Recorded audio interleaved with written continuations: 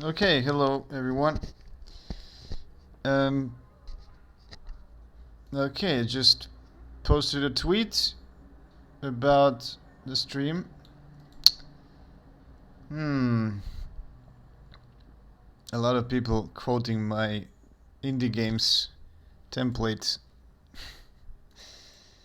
writing what they played. I keep getting notifications about that. Okay, so let's see. Yeah, let me just share this stream on Discord. And oh, I should really have my Discord. Oh, yeah. Twitch.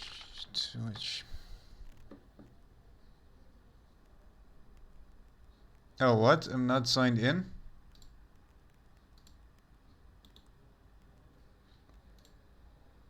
Okay. I'm going to do that later.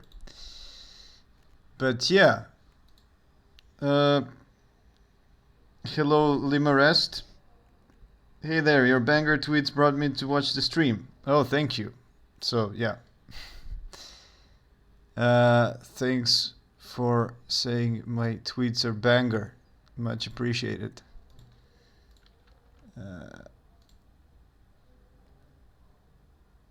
Okay, so I really have no idea what I'm going to do on the stream because I actually fixed the error I wanted to stream, which was about Vertex colors. But yeah, let's get into that. And hello, Loms. Nice to see you. The dog emoji is back.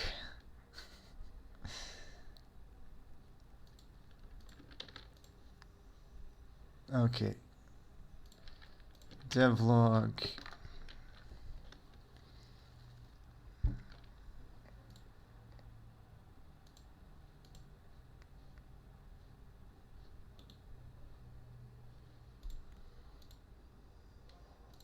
Oh yeah. Let me just run.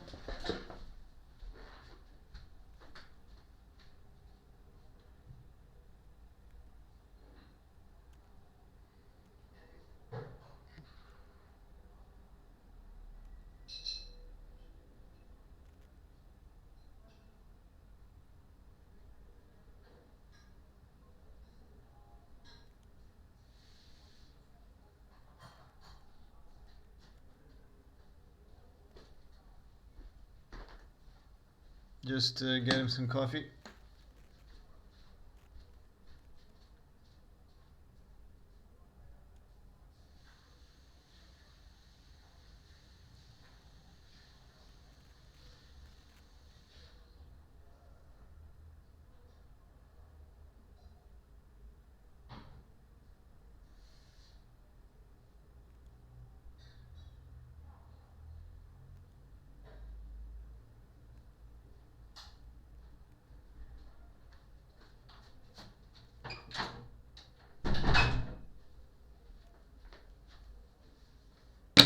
Okay. So, I'm back. Oh, I didn't even start anything. Visual Studio. Let me check my Git as well because I have. I basically write my changelog in the Git so that I know that, for each commit message, I know what I did because I can't remember what I did in the past 2 days. There was a lot of fixes. So,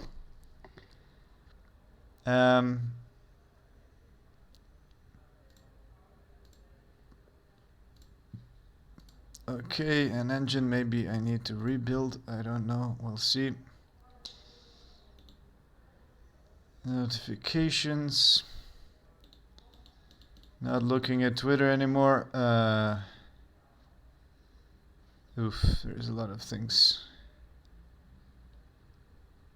Okay, anyway, yeah, let me start. So,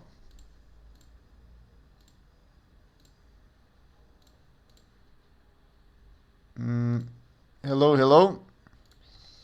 Let me turn on the game audio as well. So, stream 8. Yeah. Oh yeah, I wrote this actually the last time because I was planning to use this 8th stream on geometry nodes for guardrails, which I'm not going to do today probably. So we're gonna do this some other time. Because now I want to get the baking stuff. Bake some more colors and yeah, bake some more colors. That's very good. Okay. Hello, xsombrex14. Writing proper commit messages is something I struggle with. Usually it's something along with the lines of fuck, just fix.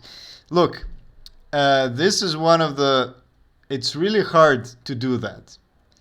But my suggestion is that you should really learn... you should really like start using your brain on commit messages and write them really like... focus on writing good commit messages because that means a lot. And when I learned how to, when I worked for a company in the beginning, a colleague of mine forced me to write good commit messages because I was also like very bad at it, and he was like, no, you just write what you did, like don't because it's going to be better later, right? Because once you look at Git messages and you see what's going on, you know what you did. And then through that, and I remember that it was so difficult in the beginning because I would just always say update, fix, yeah, and or something like that. Or all things before June 20th or something like that. I would write messages like that. And it just means nothing, right?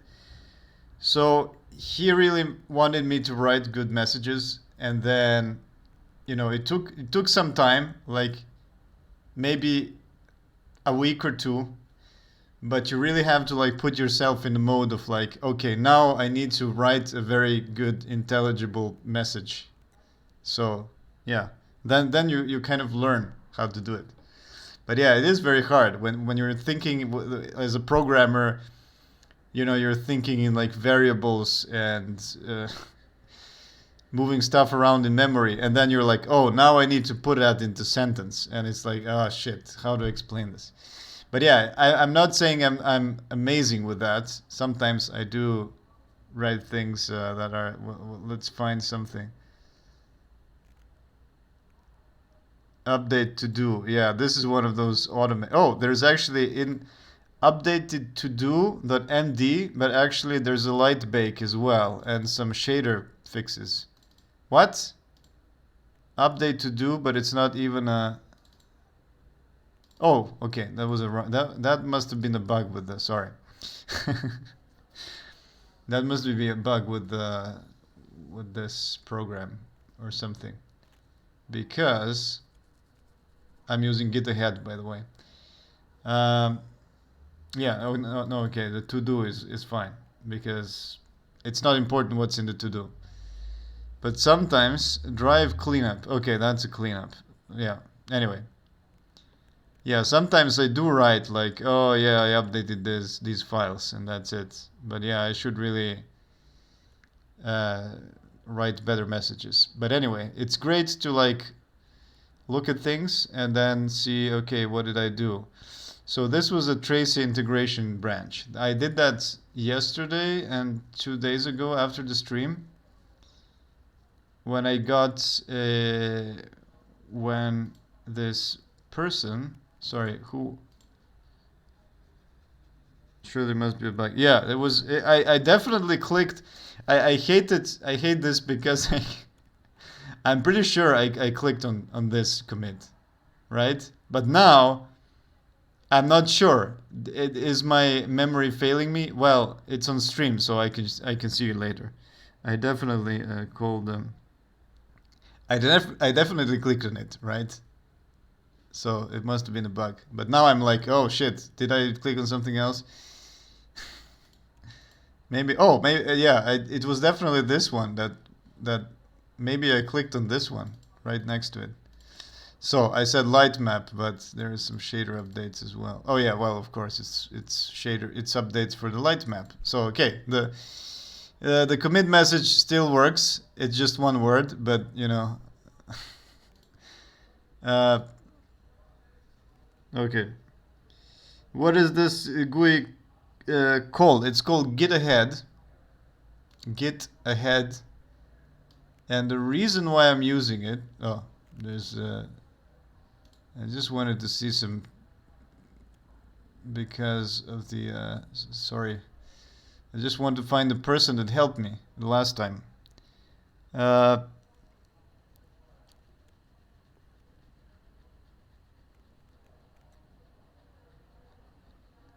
Thank you for this, super helpful. That's it. So, Ruby 0x1, that's her. She was watching my last stream, and we talked a bit about the Tracy profiler. And I mentioned that I was using um, the instrumenter made by the Cherno, which is just logging everything into a JSON file that then you can load into the Chrome tracing, the tracing thing in Chrome, right? But then she said about she told me about this that trace integration is not actually that difficult, and I was complaining how it was hard. So she wrote this great post about how to integrate Tracy into your C++ project or game or whatever.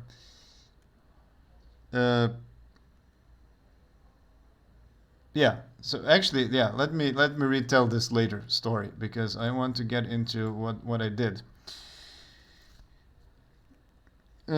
So yeah, the reason why I'm using Git Ahead is because it is actually like it's not using Electron like everything else. Like, and the other option is source tree, which I don't really like. I don't know. It has problems when it comes to like big files and stuff. But I'm gonna say that Git Ahead is not perfect. There's a lot of bugs as well. I just got used to using it, and everything else like Git Kraken, I used that one a bit. That one uses Electron, and you know my memory gets filled up with crap because you know it's pretty heavy. But actually, I think it works better than this one, to be honest, for like very large files, and it has less bugs. But the problem with Git Kraken as well is that it's not open source. It's not free. You can use it free for public repositories, but if you have private repositories, then it basically wants you to license it or something. Hello, been following on Twitter. Very cool stuff. Thank you. Yeah, let me. I just need to put my brain into the streaming mode now, and because I really just hit like start stream, and I have no idea what I'm going to do now. Usually, I kind of have maybe 20 minutes of planning before the stream what I'm going to do, but now I'm going to do that live. So let's see what I did since the past. Since the last stream. Added another UV layer. I think I did that on the last stream. Light map, input color, text coordinate, GLTF reader. Yes, we did this in the last stream. UE1 implementation. Added UV1 defines. And yeah, this is where I ended basically. I ended here when I was changing, I was renaming these defines. I added one more UV layer, which is in Vertex. Vertex. Hello, Vertex. So yes, I added this one, which adds one UV layer because I wanted to use it for light maps. But now I'm probably gonna remove that because, yeah, I think I'm gonna use Vertex color instead for shading, which I'm going to show you soon. Anyway, so yes, the biggest difference is that I added Tracy. So yeah, updates since last time. Added Tracy. And I'm gonna show off how it works, but I need to recompile. Replacing instrumenter, yeah, so I basically removed everything from the instrumenter class and replaced it. So instead of saving all the data into a JSON file, I'm now using Tracy. And I can profile in real time, which is pretty cool. Removed all instrumenter references. That's it. More Tracy implementations. I tried adding GPU stuff, but it's not that good actually. I was collecting GPU things, GL assert. Yeah, so basically for when I call each OpenGL function, I insert a zone, and then I made some macros for that. Add profiling. Yeah, so basically I made another configuration which is only also for profiling because I saw that once I added all the Trace integration with GPU as well, I was yeah, the release configuration of the build, which I usually use for even for working, because debug is actually pretty slow because it doesn't have any optimizations. So I was actually running in release, but I integrated Tracy into release mode, and it got slower, and it's also always spewing out data. You know, there's like megabytes and megabytes each frame, and I think that if I played for like 10 seconds, I get 60 megabytes of data. So something like that. I don't know, because I guess maybe I added too many zones as well. I don't know. I might see that later. But yeah, for that reason, I added a new configuration, which is profiling. Let me see in pre-make here. So now there's a profiling configuration, and that one is defining a Tracy enable, which enables Tracy.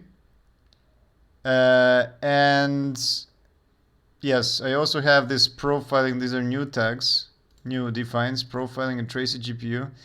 And also this wonderful define Win32 lean and mean, which was necessary to be able to build this on a Windows, and maybe it has to do with 32-bit as well. I'm not sure, but yeah, it is the weirdest thing ever I have seen, because it's basically, there's a thing that Tracy uses, which is WinSock, I think, but WinSock is already included into some Windows headers. And so you basically need to put this Win32 lean and mean to not include that Windows WinSock, basically, and some other stuff that Windows automatically includes, which is ridiculous. But I mean, okay, that might be not ridiculous. That's probably like an afterthought of like, oh shit, we need to make this not includable because we might make problems with other software. But they added this define called lean and mean, which is just amazing. I mean, whose idea was that, and which manager approved that? That's what I'm wondering in Microsoft. Okay. So yes, you need to have the Win32 lean and mean. And then in profiler, where in the in release mode, I basically remove these defines. So I say profiling Tracy GPU and Tracy enable doesn't exist. So yeah, when I start a release mode, oh yeah, I need to rebuild GLTF reader. because I was cleaning it up. Let me start Tracy.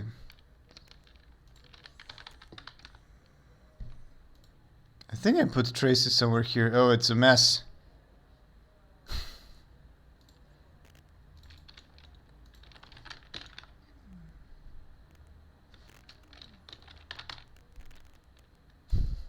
There it is. Okay, the game is starting. Oh, beautiful. Wait, why is there no music? Oh. Did I mess it up? Is there music on the oh. Yeah, there is music. Is there? Yeah, there is. Okay. So yes, it's beautiful now. Everything is black. But this is because the car doesn't have any vertex color. So anything that doesn't have vertex color is black by default. So yeah, as you can see, the tunnels are black and houses are black over here. You can see the houses here. Wait, here they are. But the terrain is actually black because it has baked vertex color. Anyway, I'm gonna talk about that a bit later. No, not that. Render toggles. I want to remove the frame buffer so that now, you know, it looked like a PS1 game because of image effects. But this is how the game actually looks.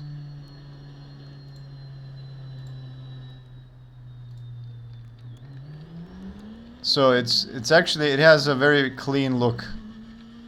I just put a post-processing effect on top of it. So yeah, we have some shading now, and this here is a shadow from the bridge.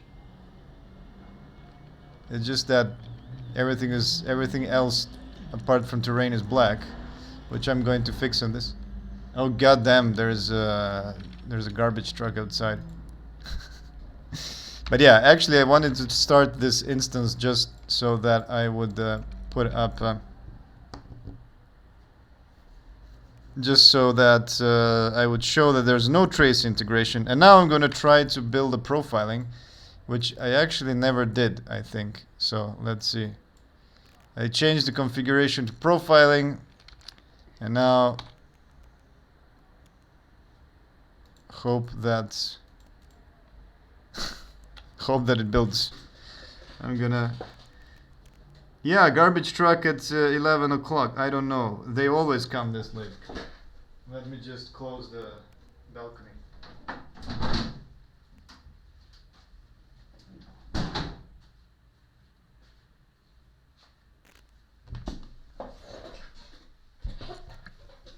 Okay, so let's see how long... Oh, too many arguments. Oh, it's a warning. Too many arguments? Interesting. Too many arguments for function like macro invocation. Ah, okay.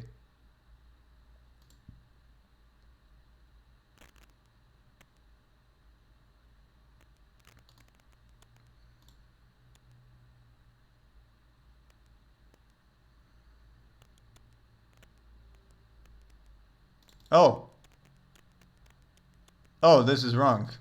Because I don't pass the size. Okay, I'm going to have to. So yeah, let's not just... So yeah, this is a part of... this is because... Oh wait, I already have it. So let's just hide this.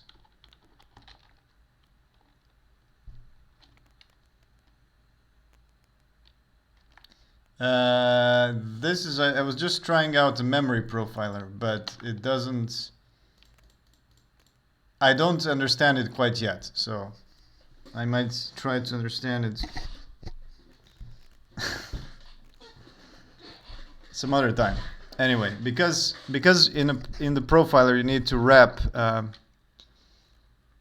you need to wrap new and delete somehow for it to understand that there is like a memory allocation. And so this is what I was trying to do. I was like, okay, call this alloc function, but I don't know. I'm gonna try that other time. So yes, it was just a warning, so it didn't really work. I mean, it was not an error, just a warning. Okay, let's see. Garbage truck at 23 comes to steal your garbage stealthily. Yes, of course. It's very stealthy. Okay, so while it's building, let's see what's else. Added icon. Yes, I added an icon. So now, as you can see here, I don't know if you can see, might need to use a... I hope you can see the nice lens here. Magnifying lens, I mean. So, Shakedown. That's the title, and there's an icon with a car on it. And it's a shortcut. It now looks like a proper game. And the way I added this icon, it's kind of a weird thing, but in Visual Studio, there's this thing called resources. So it packs things together with, where is the resource? RC, there it is. So if you open the RC file, it creates a new resource. And you can define an icon, and now if I click on the icon, it opens this icon editor. You can actually draw inside Visual Studio. I had no idea about this. So you can add icons, and you can also use tools. Oh wait, why doesn't it work? But yeah, there's like pencil and brush and airbrush tool. Like there's a whole paint, MS Paint inside this thing. New image type. Let's try adding something. Yeah, so if you create a new image, you can paint, you can create your own stuff. Airbrush, look, it's so Windows 95. I can't believe that. Oh wow, right click. Wow, right click actually makes like a dithering pattern or something. Nice.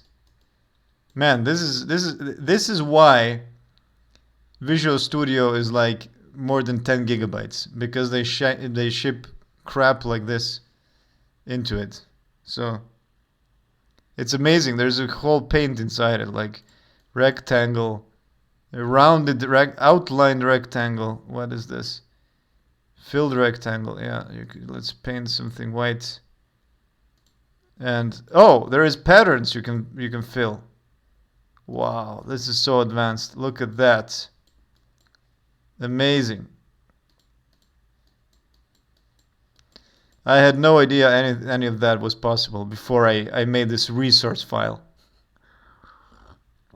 So basically what it does is that it bundles this resource inside the exit. That's why I was wondering this for a long time. Like how do I, because you know when you get an app or a game or something, sometimes there is like an .ico file next to the exit, so that's the icon that it takes the image from. But sometimes there's not. It's just exit.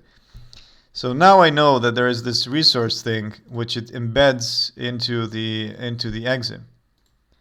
And for some reason it also creates a where is this? There's a header file as well, which is super strange. There it is. Do you want to close it? Yes, I want to close it. I don't want to save that. And it creates this header file which defines an icon, which what is this?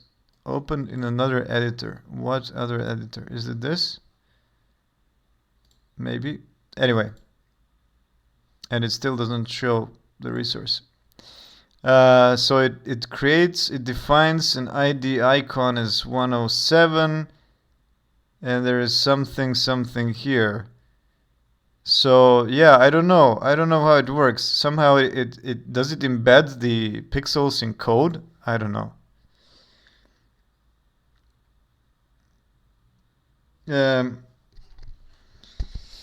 Nice. Must have features. Yes, the This is the paint embedded inside Visual Studio is a totally must-have feature.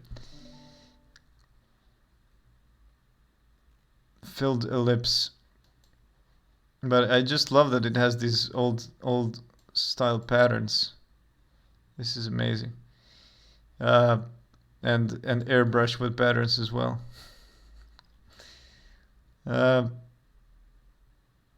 Fill tool, magnification tool. Can you actually of course, magnification tools only has 2 levels. Classic. Such a classic thing. Oh no, there's an 8 times. There's 1, there's 2, there's 6, there's 8. Amazing. So pixels are so big. Brush, pencil. Can you actually choose the thickness? Of course you can. Large left diagonal. Wow, it has so many assets. I mean, this must be just a gigabyte of data embedded here. And let's do one stripe like this. The smiley. Nice.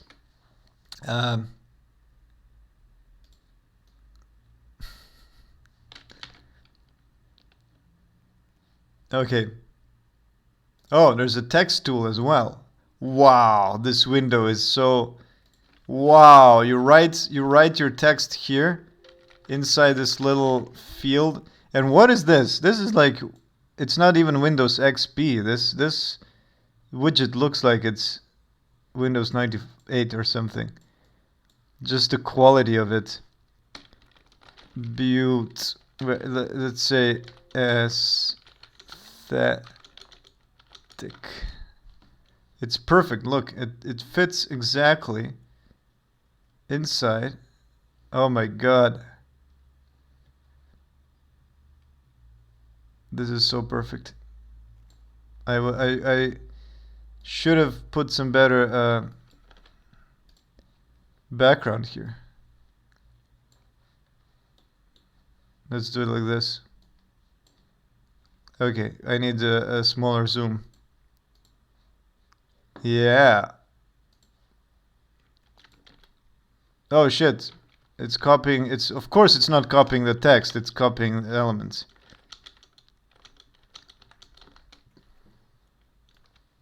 Oh, but can it be white? Of course it can. There it is. Oh my god. This is going to be the icon of the game. That's it. Save.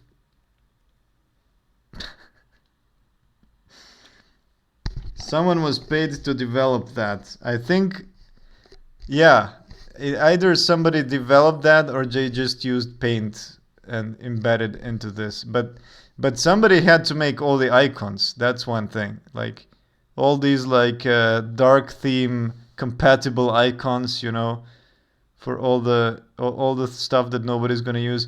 And I mean, if you really want to make an icon, you're going to use Photoshop or something, and like I did. I mean, this is just a screenshot from the game. And I just, I just added it here. It's like, because you can also, when you say add resource, well, access is denied. Amazing, because it's opened in another editor, whatever that means. If I shut down this, the editor is still open. Where is the editor? What editor? Can I close this? Save. Oh, now it works. Okay, now it works, but it doesn't show me.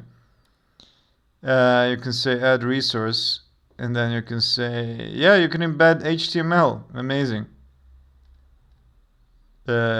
String table ribbon. What the hell is a ribbon? Version. Nice. Toolbar. Okay. Accelerator. What the hell is an accelerator? Can I accelerate my game? Does it make it more performant? What's an accelerator? VK return. Modifier. Okay, virtual key. Oh no, I'm copying some modifiers and virtual keys, and I can't even see where they are. Okay, I totally fucked up.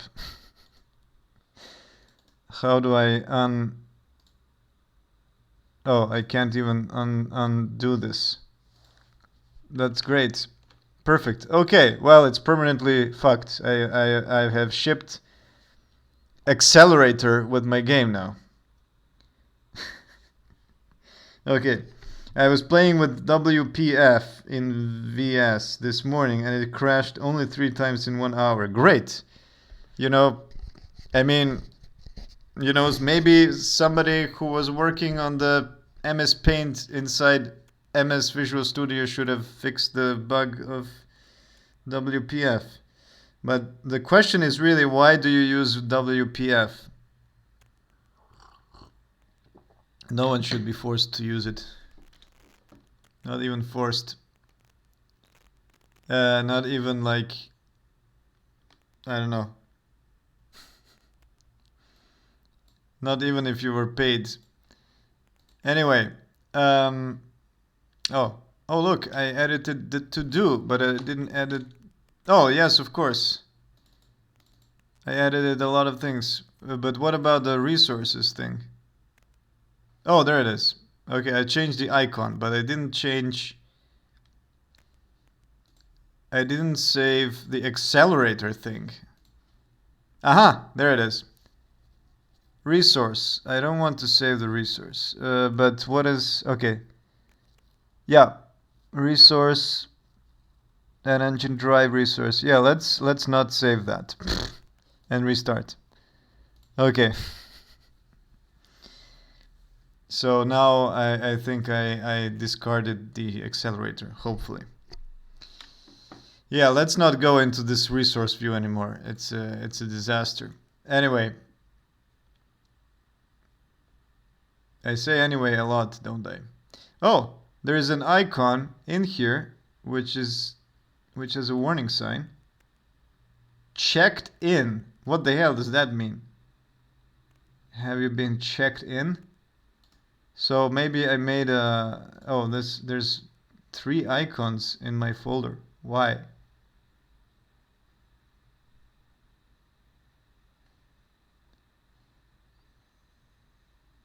New solution in Explorer. No, how do I open an Explorer? What the hell is this? Oh, that's my to-do. Sorry, that's my log. Oh no, I opened this editor again. No, get out of it. Why is there so many icons? What is this?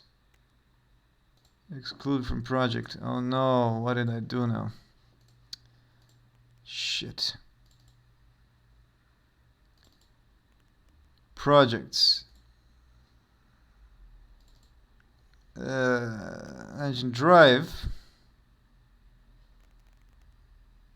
Well, there's only one icon, so I don't know where it's getting icons. They're not here.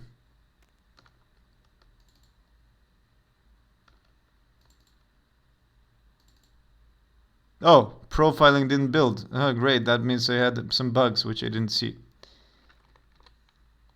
So okay, I need to start building again. Oh, there it is. Amazing.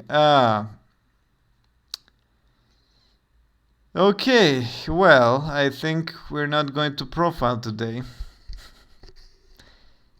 So loud. Yes, of course. So loud has a problem. I think it's probably because of something I didn't copy here in the configuration file. Profiling. No, I need release. Release.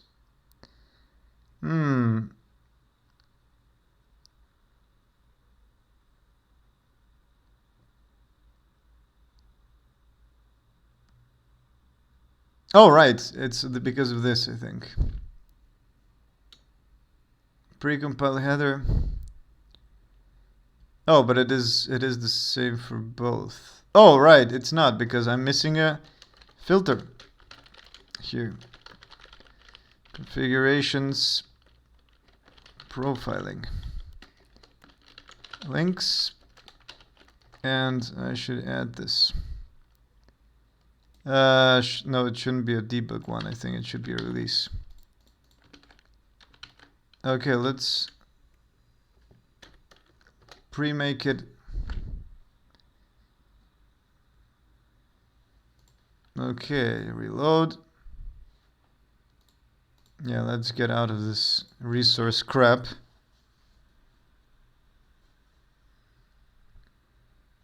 Done building project. Okay, cool, it works. And now it should ask me for Windows Defender Firewall. Yes, because it's trying to communicate with Tracy, which runs over a WebSocket, which I was already mentioning, and now it's completely blocked. Okay, so now I allowed it, and as you can see, it's kind of working really slowly. It was for a few seconds. But now what I can do is I can open Tracy. Hello Tracy. And it detected that an engine drive started 40 seconds ago. And if I click on it, whoa, it's running. So there it is. Okay, let's shut it down now. And it's dumping all the data, I guess.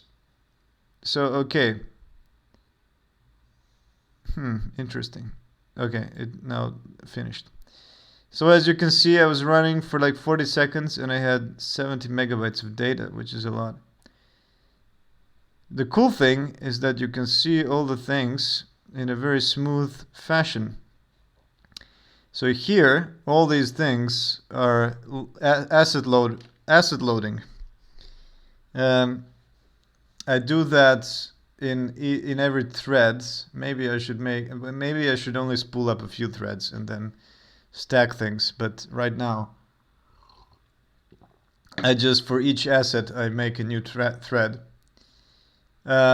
which are textures, WAVs for wave files. Sorry.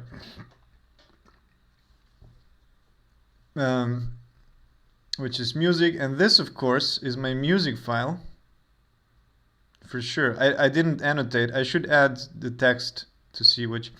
Yeah, the problem is that Tracy uses it only supports string literals, so I didn't know how to actually pass it custom data. It needs to be known at compile time. There's probably another function for a profiling zone with Tracy that allows you to pass a custom string, but I just didn't know how to do it. And the manual is not that great, to be honest. Okay, so yeah, this is how the engine starts. It starts and then it's creating a window, and then it becomes it starts initializing everything. Oh, it initializes audio, it initializes Bullet, which is the physics library.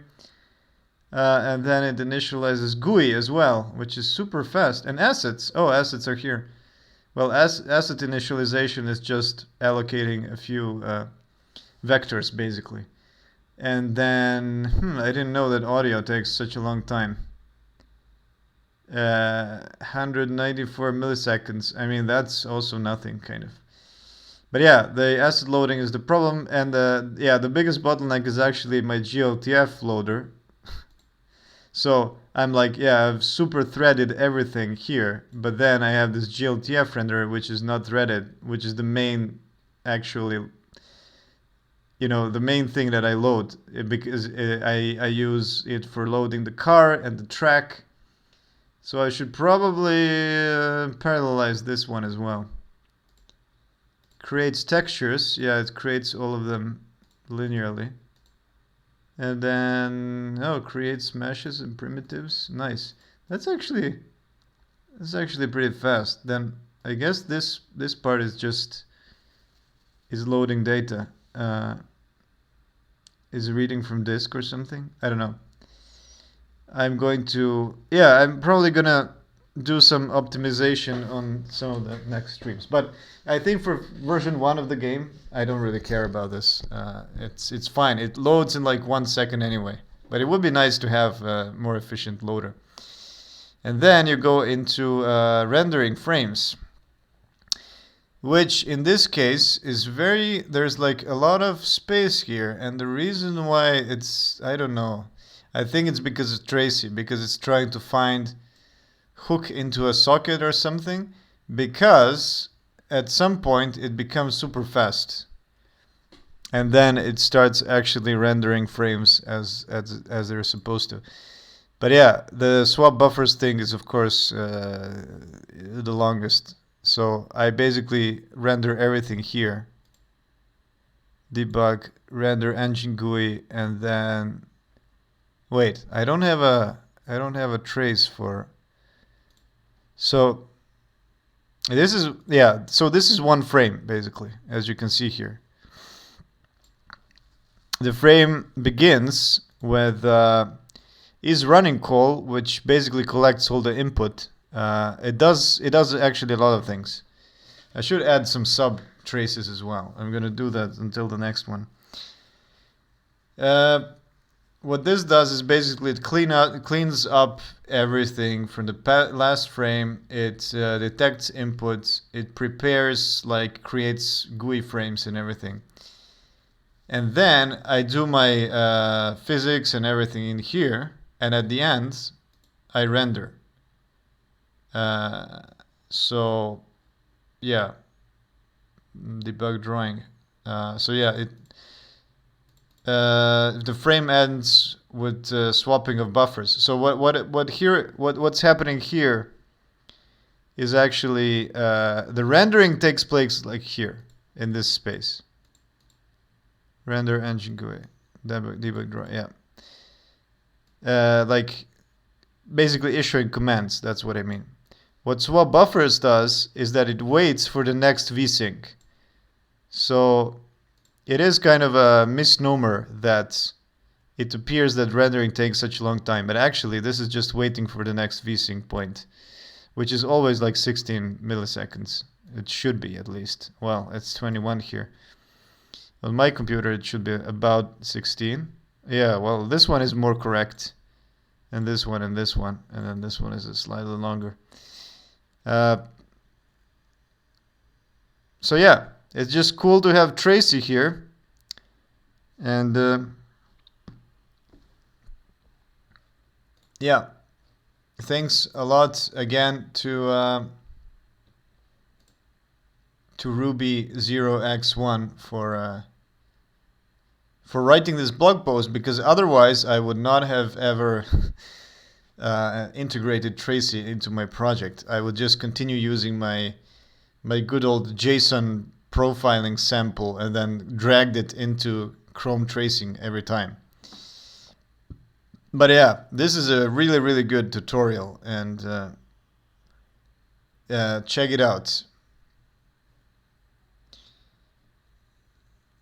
So yeah, it's a few steps, but yeah, the fun stuff begins when you start profiling everything, when you start adding things into the game. Oh yeah, I was talking about what engine does, and there is this is running. Yeah, this is it. So everything that it does, polls events. Oh yeah, calculates time since last frame, which is yeah. So I use the delta time.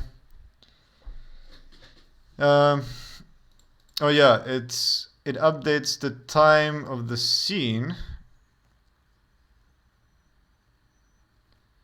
Time from the start of engine. Oh right, because there's also time since beginning of the scene load, which, well, for now it's an engine time because there's no multiple scene support yet. You can completely destroy a scene and create a new one, but I'm not sure if that would work actually, because what rendering does is that it just loops through all the objects and then renders the meshes and materials which bind shaders with properties.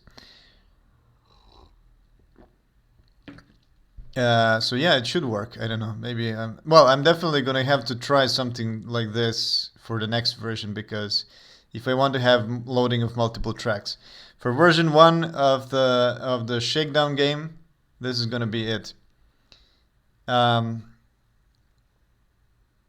So yes, the scene gets updated. The frame buffer gets drawn as well, or at least it gets set, and then what?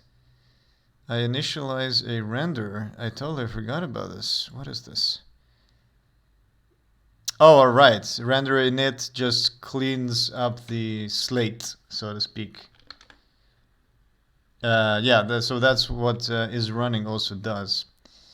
And then creates a new GUI frame, binds frame buffer, and clears the color. Wait a minute, I'm already doing that. GL clear color. GL clear color. I'm doing clear command twice.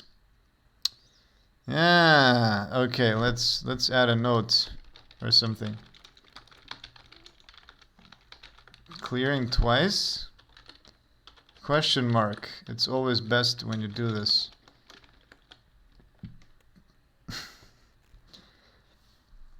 Okay. And you know what? I wanted to add Tracy profiling. I say profile function, and then I also say I want, so yeah, polling events, and yeah, it will automatically take the name of the function and add it to Tracy.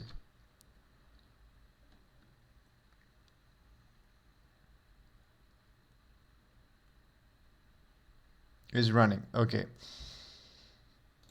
Bind frame buffer. Okay, let's add a thing here as well. It's a scene CPP. Okay. Binding frame buffer not should close. That's just a bool, right? Interesting. Checks the close flag of the specified window. This function returns the value of the close flag.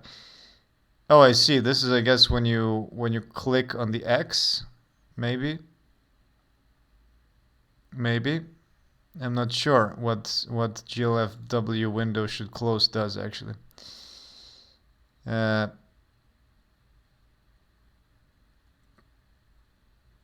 I wanted to also add this to the new frame. All right, GUI H.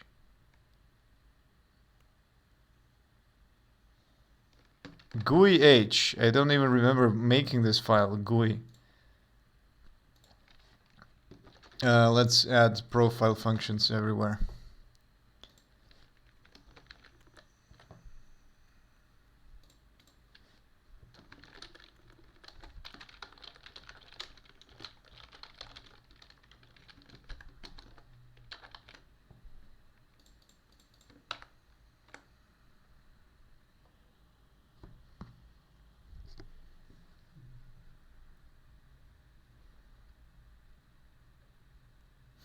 Okay, and for rendering, profile function, debug. Oh yeah, I am already profiling this. Scene render frame buffer. Yeah, let's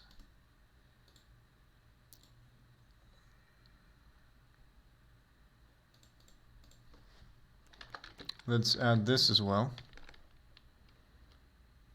Profile function, update listener position. Play, I'm just gonna add everywhere, right? Play audio source.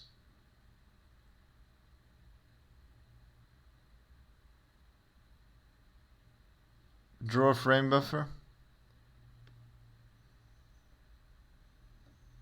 Scene find, that's definitely something that I want to profile.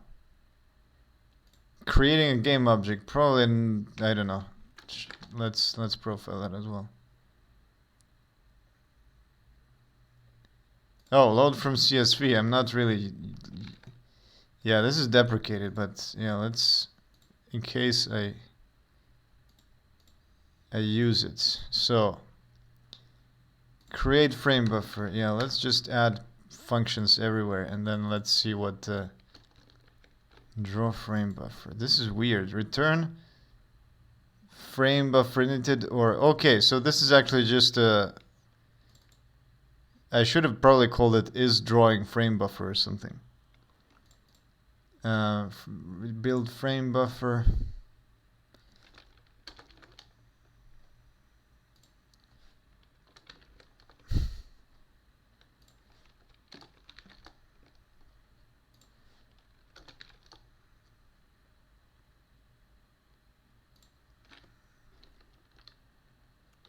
Okay, draw. This is the most important function actually, because it's drawing everything. This is the function that issues draw calls to the render, to OpenGL. Camera updates. Okay, so this will update. Yeah.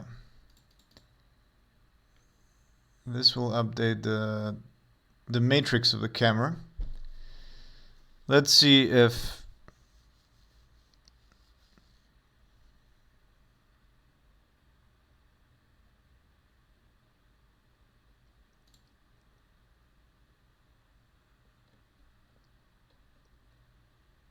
draw close is 0. Okay, let me put this in the scope. Whoops. Oh, I still have I have an issue with microphone cable again. Beautiful. And let's just use a profile scope issuing draw calls.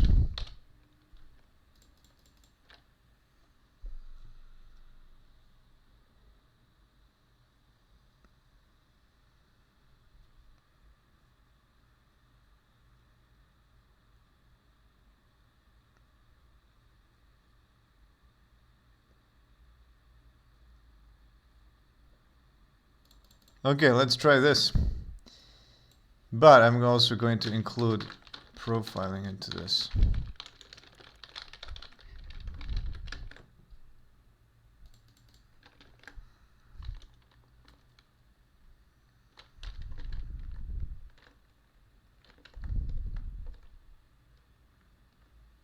Let's see if we have more trace zones. We should have them.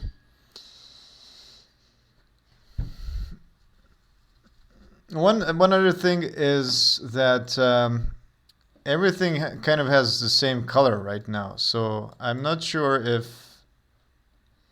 Yeah, I'm not sure why Tracy doesn't color automatically with different colors or something.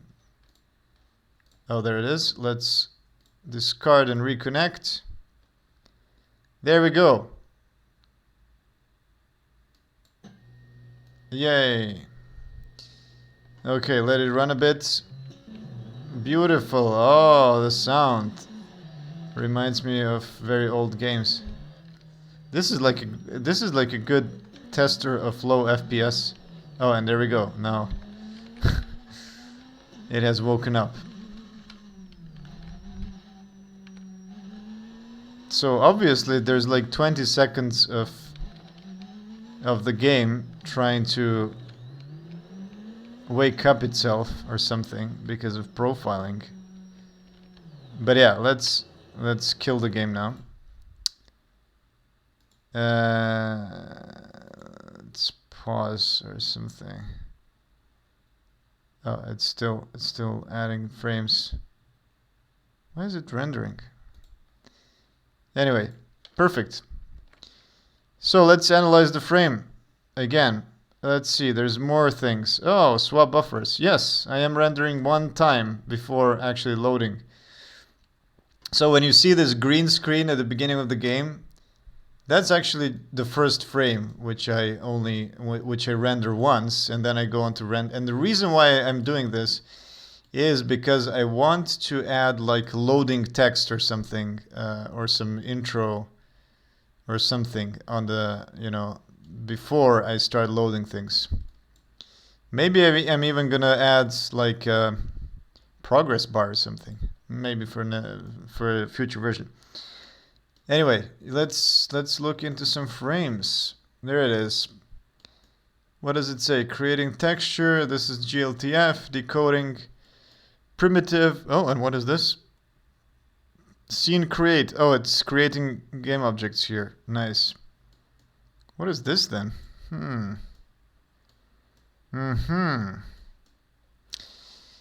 So this is basically the first frame, is it? No, it's not yet. So what is going on here? I'm not exactly sure. Scene find. Okay, it's looking for things. Oh, that's initialization of the game, for sure, because I'm looking for certain objects. Creating a frame buffer, adding a frame buffer shader. Polling events, there it is. Wow, it takes actually such a long time. And then issuing draw calls. Okay, let's go later because that's more representative, where it was actually like running at 60 FPS and not trying to wake up. So this is the start of the frame running, which means it is creating a new GUI frame that also takes some microseconds. That's fine. Poll events. Oh, polling events is actually super fast. Okay. New frame, and then the scene bind frame buffer. Okay, so binding frame buffer takes some time. Also, I should compare it over multiple frames, which is it actually, how do you, oh, there it is. Statistics. Oh, now we can see this beautiful, very slow segment of the game for like 20 seconds.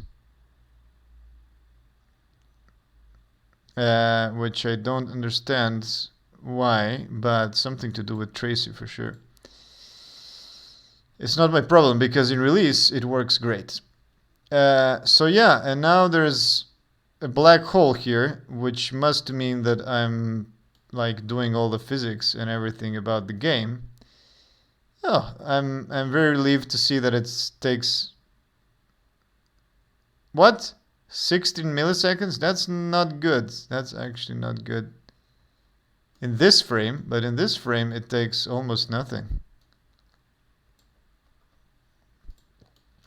Yeah, this is a double, what? 132, okay. It is, the frames are actually pretty long. I'm gonna assume this is just because of Tracy's running, right? I'm collecting all the data. Okay, binding frame buffers, and then issuing a draw call. Oh wow, issuing draw calls takes a long time. And then at the end, we swap buffers. Wow, swapping buffers now takes such a small time. But I'm pretty sure that's because of Tracy. Anyway, I'm gonna play with that some other time more. Now, let's go on to my beautiful baking stuff or whatever. I did. So yes, I added Tracy, added icon, auto shifter. Yes, you can now. Yeah, let's move on from Tracy and icons, which I already showed. Now I've added a little automatic shifter, which is pretty cool. Which actually is cool.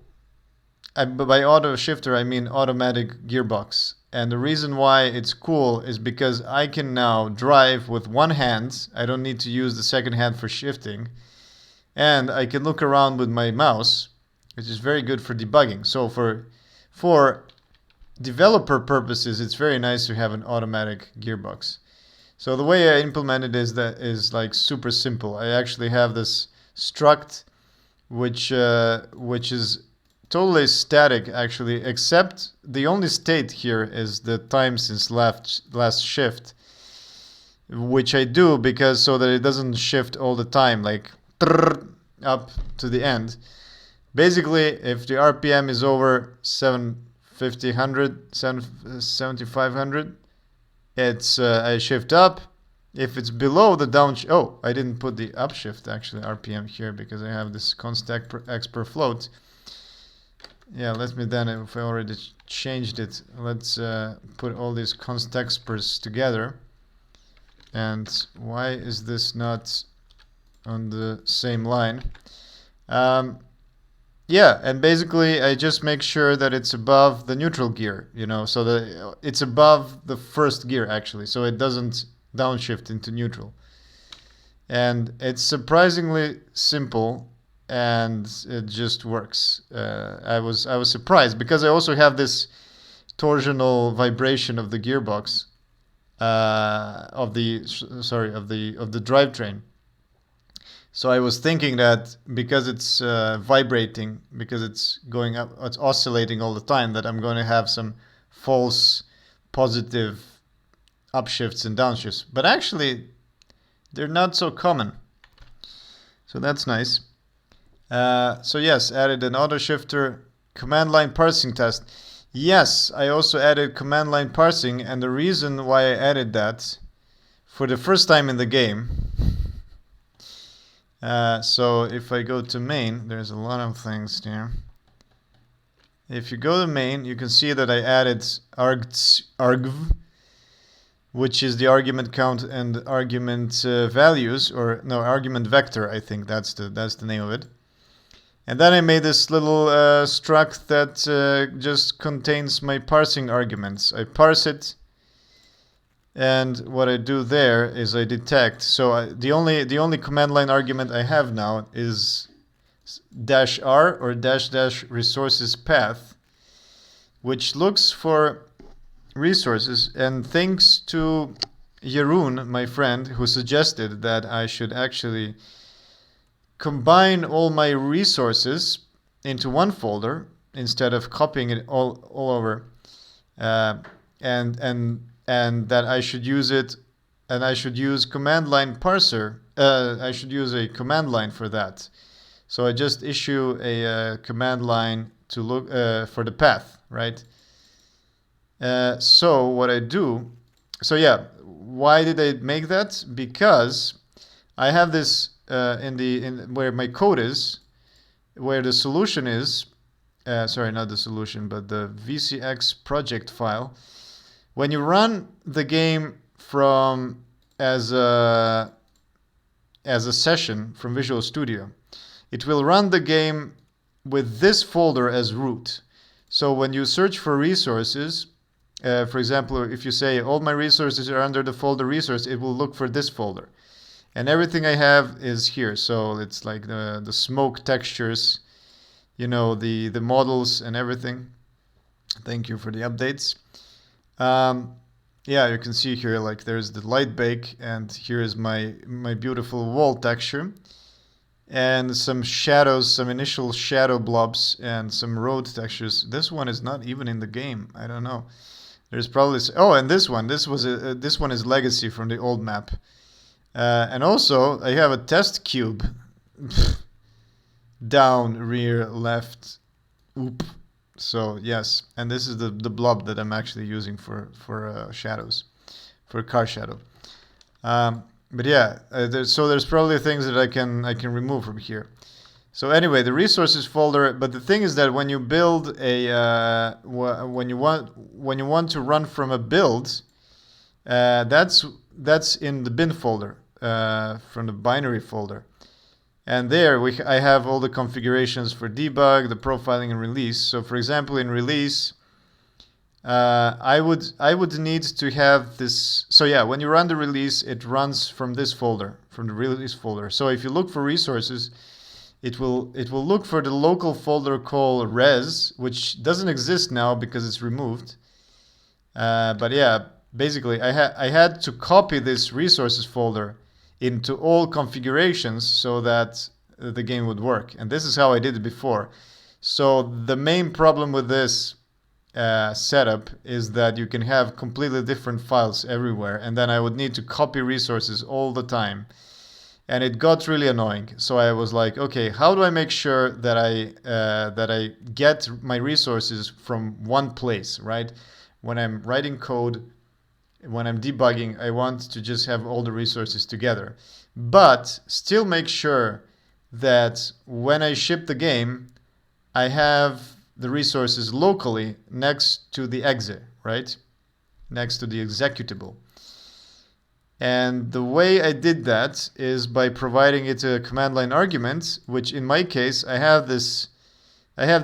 So if I try to run exe from the executable, it's probably going to crash. Yep, it crashed. And the reason why it crashed, because it was looking for some file that doesn't exist, right? If I go into the log, if I open the log, I should be able to see this. Oh, there's nothing in the log. Amazing. That's exactly what shouldn't happen. There should be some kind of a dump here. Okay, oh no. I need to look into SPD log again. Oh no. Okay, so... great.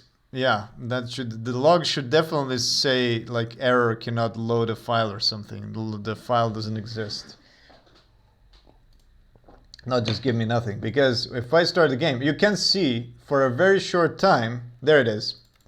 If I freeze this frame, here, you can see that there are errors. Attempting to load all resources from res, that's my resources folder, but a folder doesn't exist. So, yeah, and why did the SPD log not dump this into a file, log.txt? I don't know. Anyway, it clearly should, and it should have all these errors. So yeah, I'm trying to load resources, and then after that, I'm trying to load like a spec shadow image, which of course doesn't exist, and light bake and stand. Oh yeah, these are the shaders. So the shader is standard, shader particle cutout, which is not found. So instead, what I have here is a little bat file where I only have that it should start even at exe and -r command line argument for resource path, and then provided the resource path. So now it's just an absolute path that leads to resources, to this one. So when I started from there, yeah, there it is. It works perfectly. Yeah, so there it is. It has loaded resources, you can see here. Oh yeah, I'm actually debugging arguments. Found command line resource path at res. So yeah, it has loaded all the resources. But then when I ship the game with resources, it's going to, it's going to have those resources next to the local, next to the exe, unless I completely forget about it. And why did the game just freeze now when I clicked on X? Is there any errors? Okay, interesting. That shouldn't happen. What happens if I just Alt F4? Okay, so Alt F4 works fine.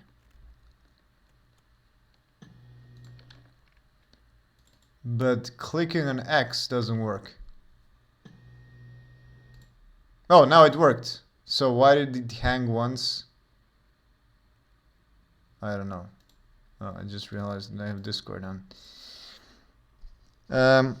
Hello, Sir Bunkins. Sorry for not reading the chat. Saw the Twitter updates. Cool stuff. Thank you. So yeah, I got the command line arguments for the first time, and I'm probably gonna add some things here. So yeah, I know that some games, some racing games, they have like you can load a particular like track in the car into, like, you can completely avoid going to the menus, which is very nice. I'm gonna add that too as well, probably. But for now, I just have this resource router. And let's see what else is there. So let me write in the to-do what I did on the last time. Added an icon, and then I added command resource files are in one place now. Nice. Okay.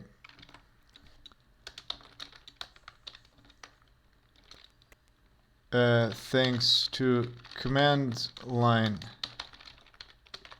arguments.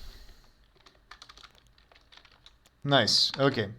Anything else? CL parser GLTF now imports vertex colors. Yes, importing vertex colors.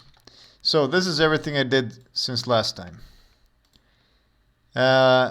So yeah, I had to add to the GLTF reader, I had to add all the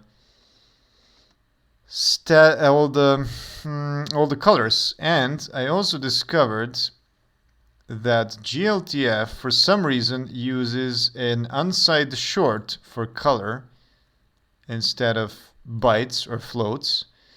So I basically had to create my own type, which is here like wait, let's go there.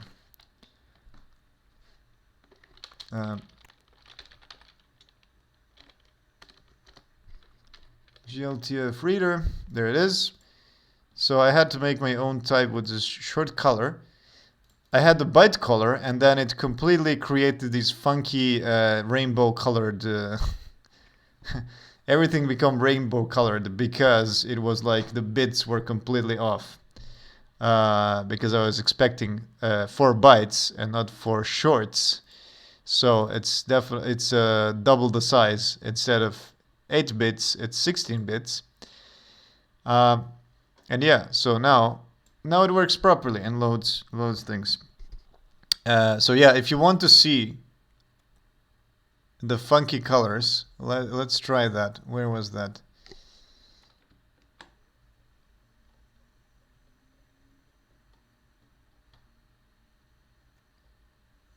There it is. Okay, so if you want funky colors, I just have to add into this macro a type, which I'm going to use a byte color. And I'm gonna cast these things. Oh yeah, one more thing is I want to add an alpha as well to the colors, which right now I don't have.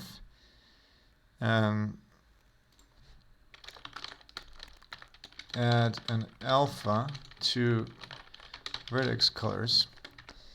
So alpha here is missing. I have only RBGs. And then I have to use the byte color max here. So let's see what happens now. Because I'm trying to read bytes, so 8 by 8 by 8 bits. The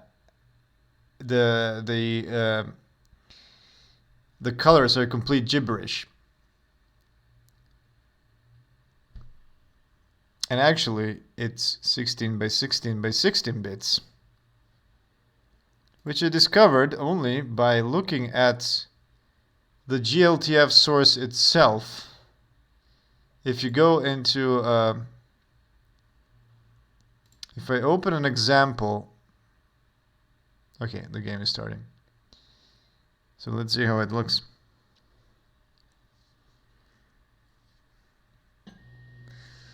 And behold the beautiful, oh, the Tracy profiler is still, the beautiful rainbow road. Yeah. So yeah, this is because I'm trying to read colors as bytes, but they're actually unsigned shorts. So for like 1 hour, I was trying to figure out what the hell is going on. Why is it not working with floats, and neither with floats nor with bytes, because you get these funky colors. You can still drive, you know, and it's kind of nice.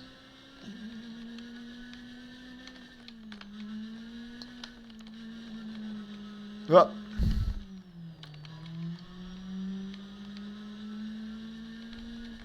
whoa! I hit the wall sideways. Oh, and now I hit the wall of the pillar.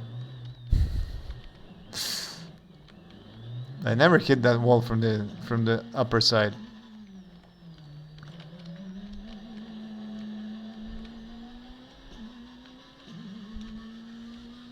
It's actually pretty playable, you know.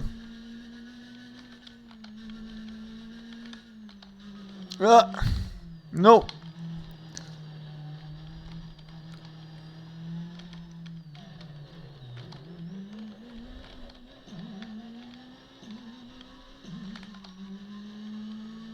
Oh, and then the tunnels are totally black because they don't have any vertex color. So everything that doesn't have any vertex color is just black, and everything that has is colorful. Because, again, I repeat, I'm trying to load unsigned shorts as bytes in this case. But yeah, anyway, this is a nice view at what happens. Whee! I'm off. Okay, so yes, I should also not. I should switch to the release configuration and not, because this is slow as hell, and also filling up my disk and or memory. Ship it, yes. Maybe it's gonna be a secret version of the game. Maybe a command line argument, make it funky or something. Okay, let me switch to release.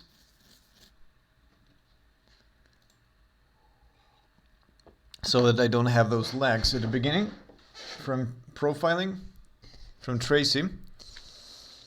And let's return this to short color instead of byte color. Okay.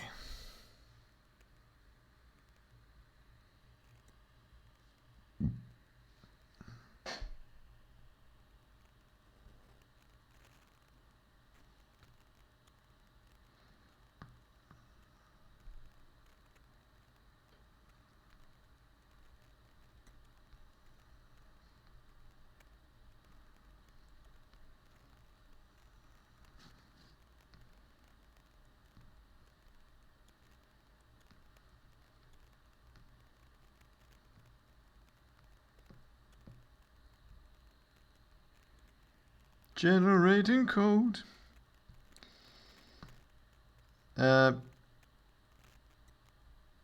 Reconnecting chat. Oh no, didn't I not get any chat messages while I was...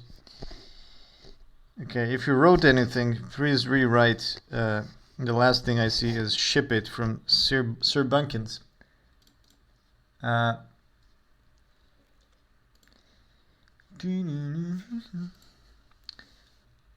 Okay, so anything else I did? No, I think this is it, right? This is definitely it. There are some uncommitted changes. Right, profiling. This is what I want to... Yep, this... Oh yeah, profiling stuff. That is what I did. Is that it? I only changed... No, I definitely changed something more. Shift duration. Oh right, I made it. I rearranged these things, but let's not... Oh, there it is. So with short, unsigned shorts, as you can see, it looks more like a light map now. So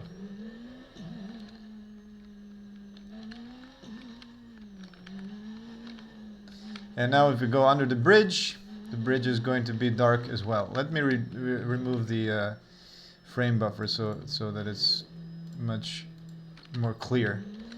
Yeah, so here under the bridge, the shadow is being cast. Still the car is totally black because it doesn't have any vertex color, but it's kind of nice. It really looks like early 2000s games now.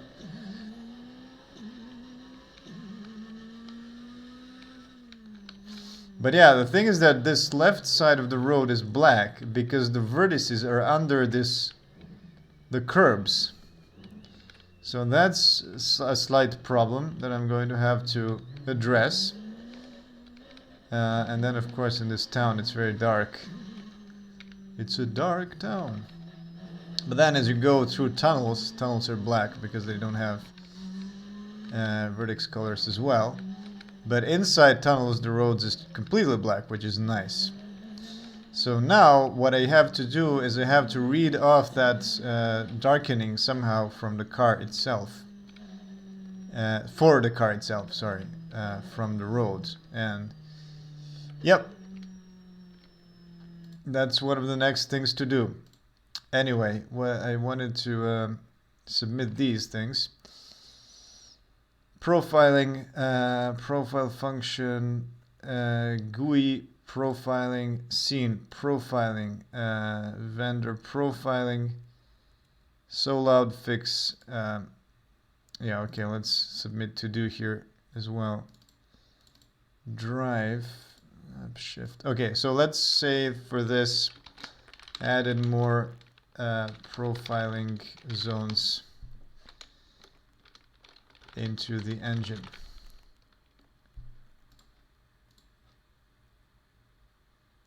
And then this is auto shifter cleanup. And the icon I'm not going to commit yet. So yes, let's see. What do I do now? Bake some more colors. Yeah, let me show you. Let me show you the Blender. The track we got here. It's getting warm here.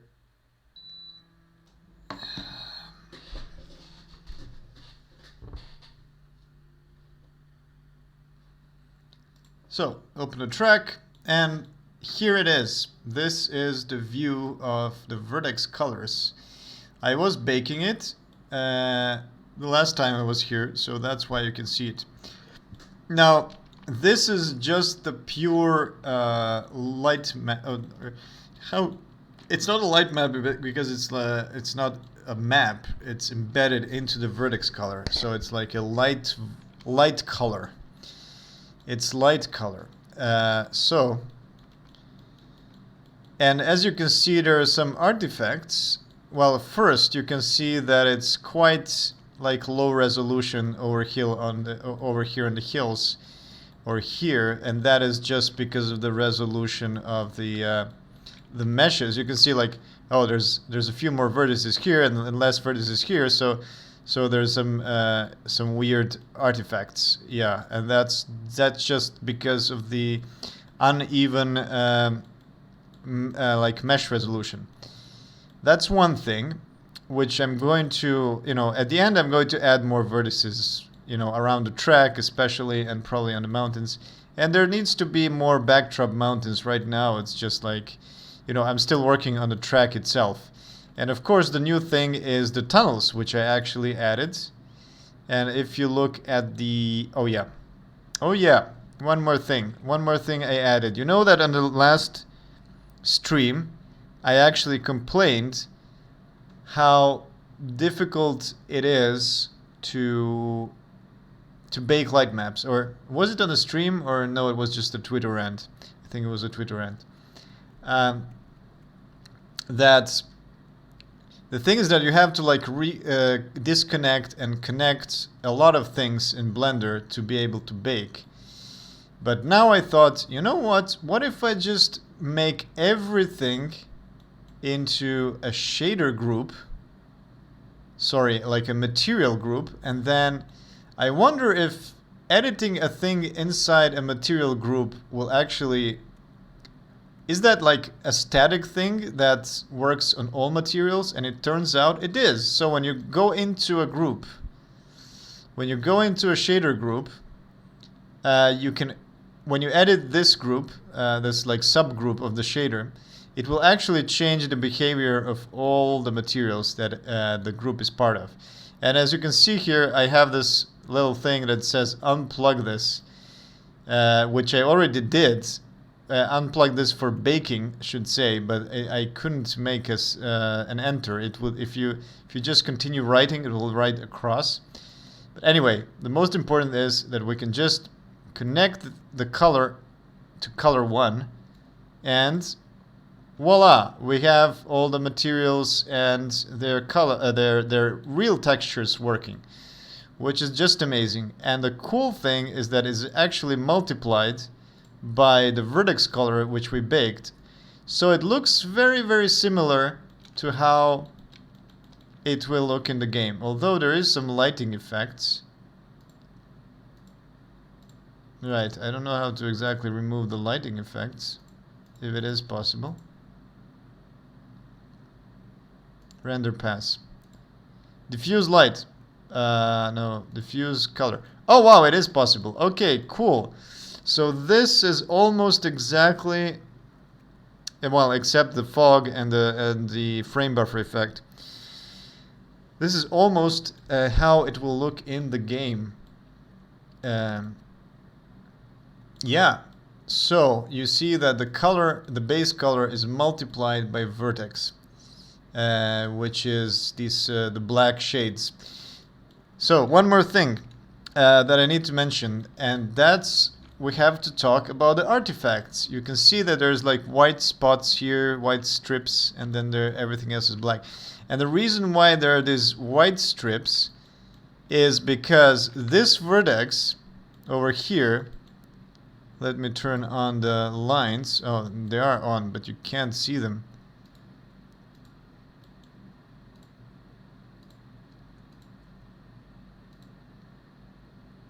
All right, I'm shading actually. Well, let's go here.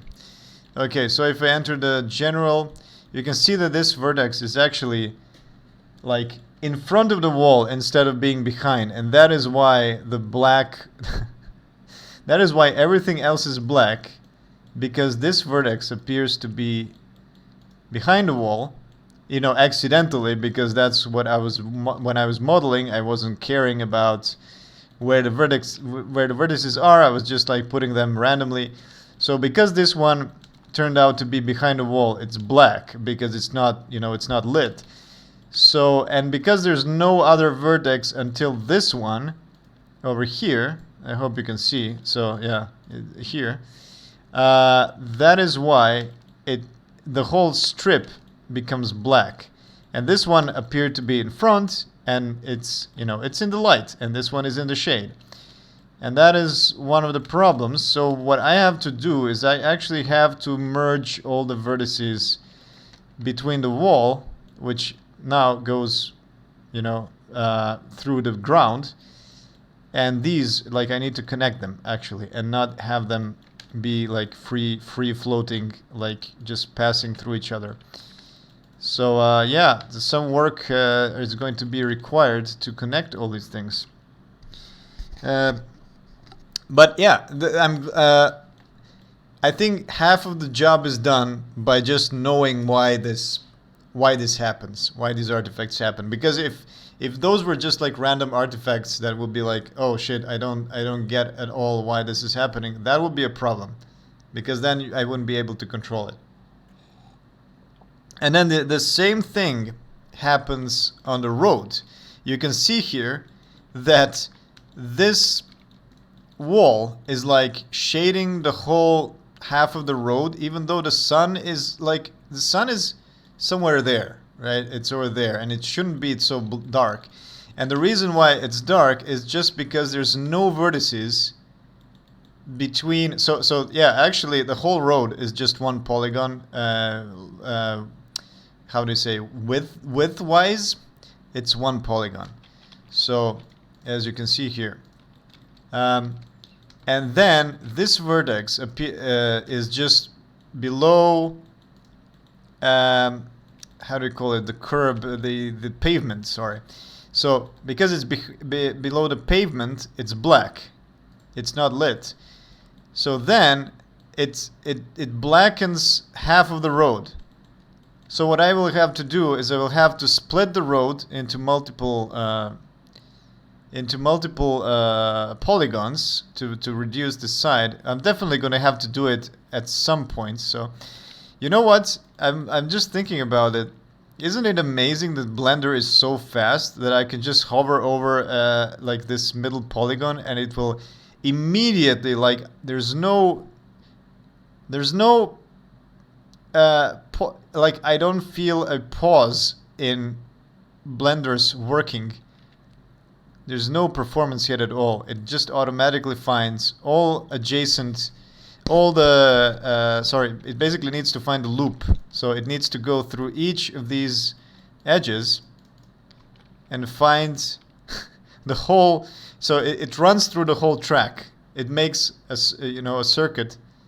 Yeah, not exactly the whole track, because here it's not actually, yeah, because I did actually split it here. So yeah, It stops here. It stops here and then it continues on the other side, which is weird. And where does it stop on the other side, actually? Oh, it stops on the bridge, because I have something. I was doing something on the bridge, no? That's strange. Oh, is there... Oh, because this is the beginning. Yeah, but this is the start of the road, actually, which I didn't merge. So this is why it happens. Okay. So yeah, it's just impressive how fast Blender is. You know, if this was 3ds Max, it would die, I think. I'm joking, but I'm also not joking because I have experience with 3ds Max from like 7 years ago. I'm glad that I moved to Blender. Hello, Jeroen. Nice to see you. I was wondering when you'd get to the Vertex's submerged stage of baking. Yes, there it is. But you know, the thing is that this added blackness to the road is kind of nice. You know, it's kind of like, you know, when you're baking ambient occlusion, and then you just put the distance a bit too big, and it looks good. It's not realistic, but it just like looks kind of good because of this darkening. But yeah, I definitely will have to wait. Let me try this right now at this moment. Split. Look at that. Look at how fast it is, and now I can just rebake it. And let's see what happens if I bake. If I bake to vertex color. And what is really amazing is how cycles is actually really quick when you're baking to vertex color. And as you can see, we have also baked the color of the texture, which is not what we wanted. So yeah, if you remember what I was talking about, connecting this thingy, I go into the group, I unplug this, as my little note says, and now everything should be white when I come back. Everything is white, and I can rebake. Okay, bake. 38%.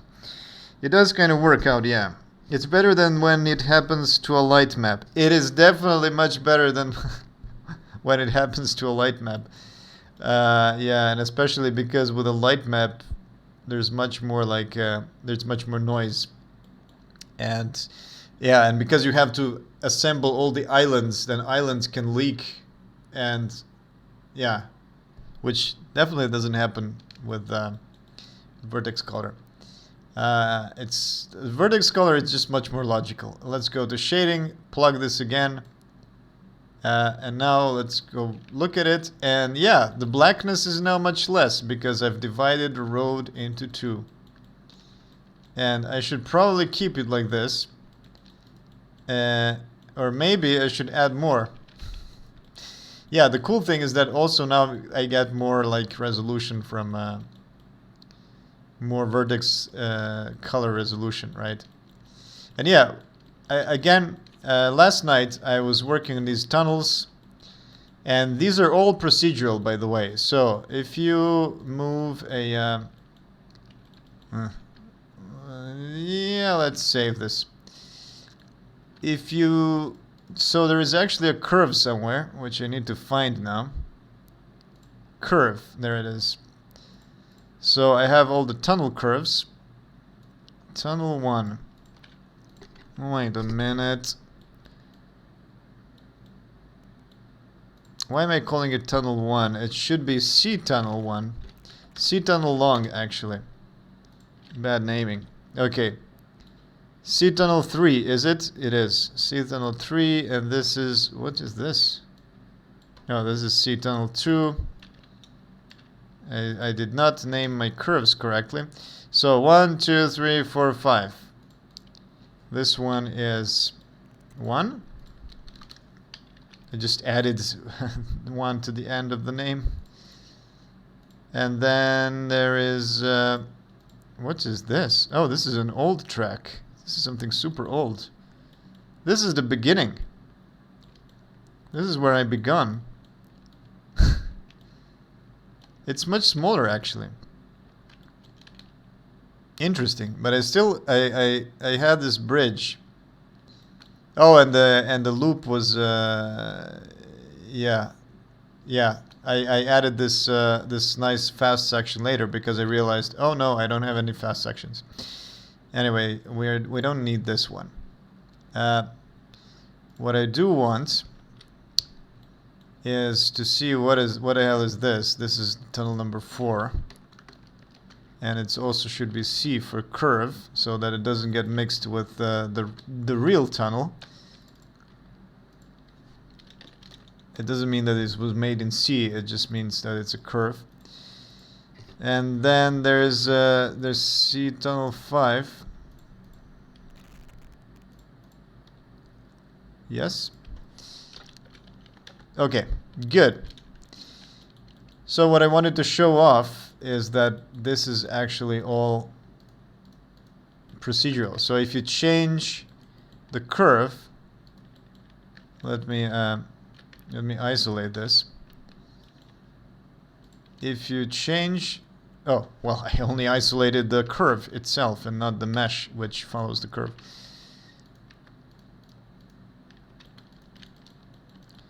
So if you move the curve, then it creates more of the tunnel.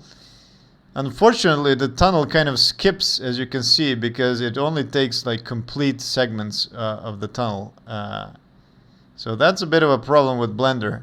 But I mean, if you use, this is all modifiers, so if you use geometry nodes, you could fix that. And as you can see, there's also some global noise, which I add to make it look more rocky inside. Yeah, but the problem is that, as you could see here, I do actually need to combine the tunnel with my mountain.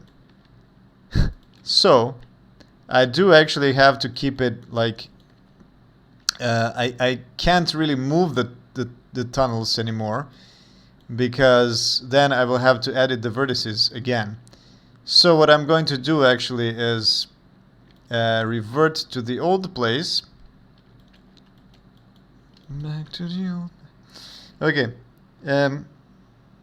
And then I'm going to apply these tunnels, because right now the problem is also that I cannot apply I cannot bake vertex while the object is procedural. So because yeah, that kind of sucks, because you really want to be able to bake into the final mesh. But yeah, if you change the final mesh, then the number of vertices is going to change, everything is going to change, and you don't know if that's going to happen. So yeah, you need to, you basically need to, at some point, destroy it, as they say. What I mean is, you have to make it destructive, like apply the mesh. But to be honest, I'm very, very satisfied with this. So I am going to actually apply all these meshes and then bake the vertex colors. Anyway, let's read some chat messages. It's better than when it happens to a light map. Oh, nice. Oh, nice to I don't remember what. Very inefficient road planning, all those tunnels. Yeah, so this is something that I really hate when I see in games. Like, I really hate when I see a road that doesn't make any sense.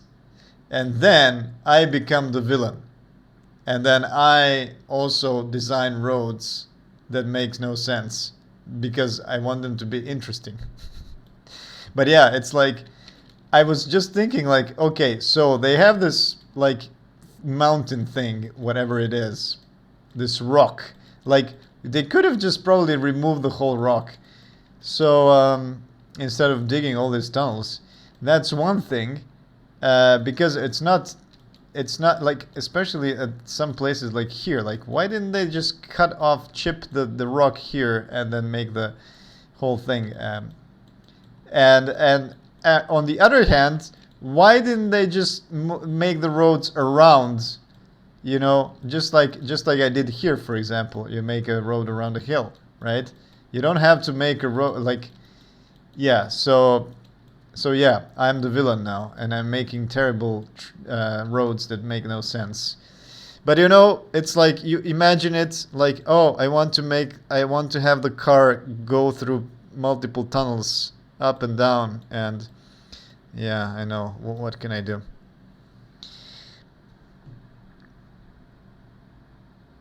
It sucks.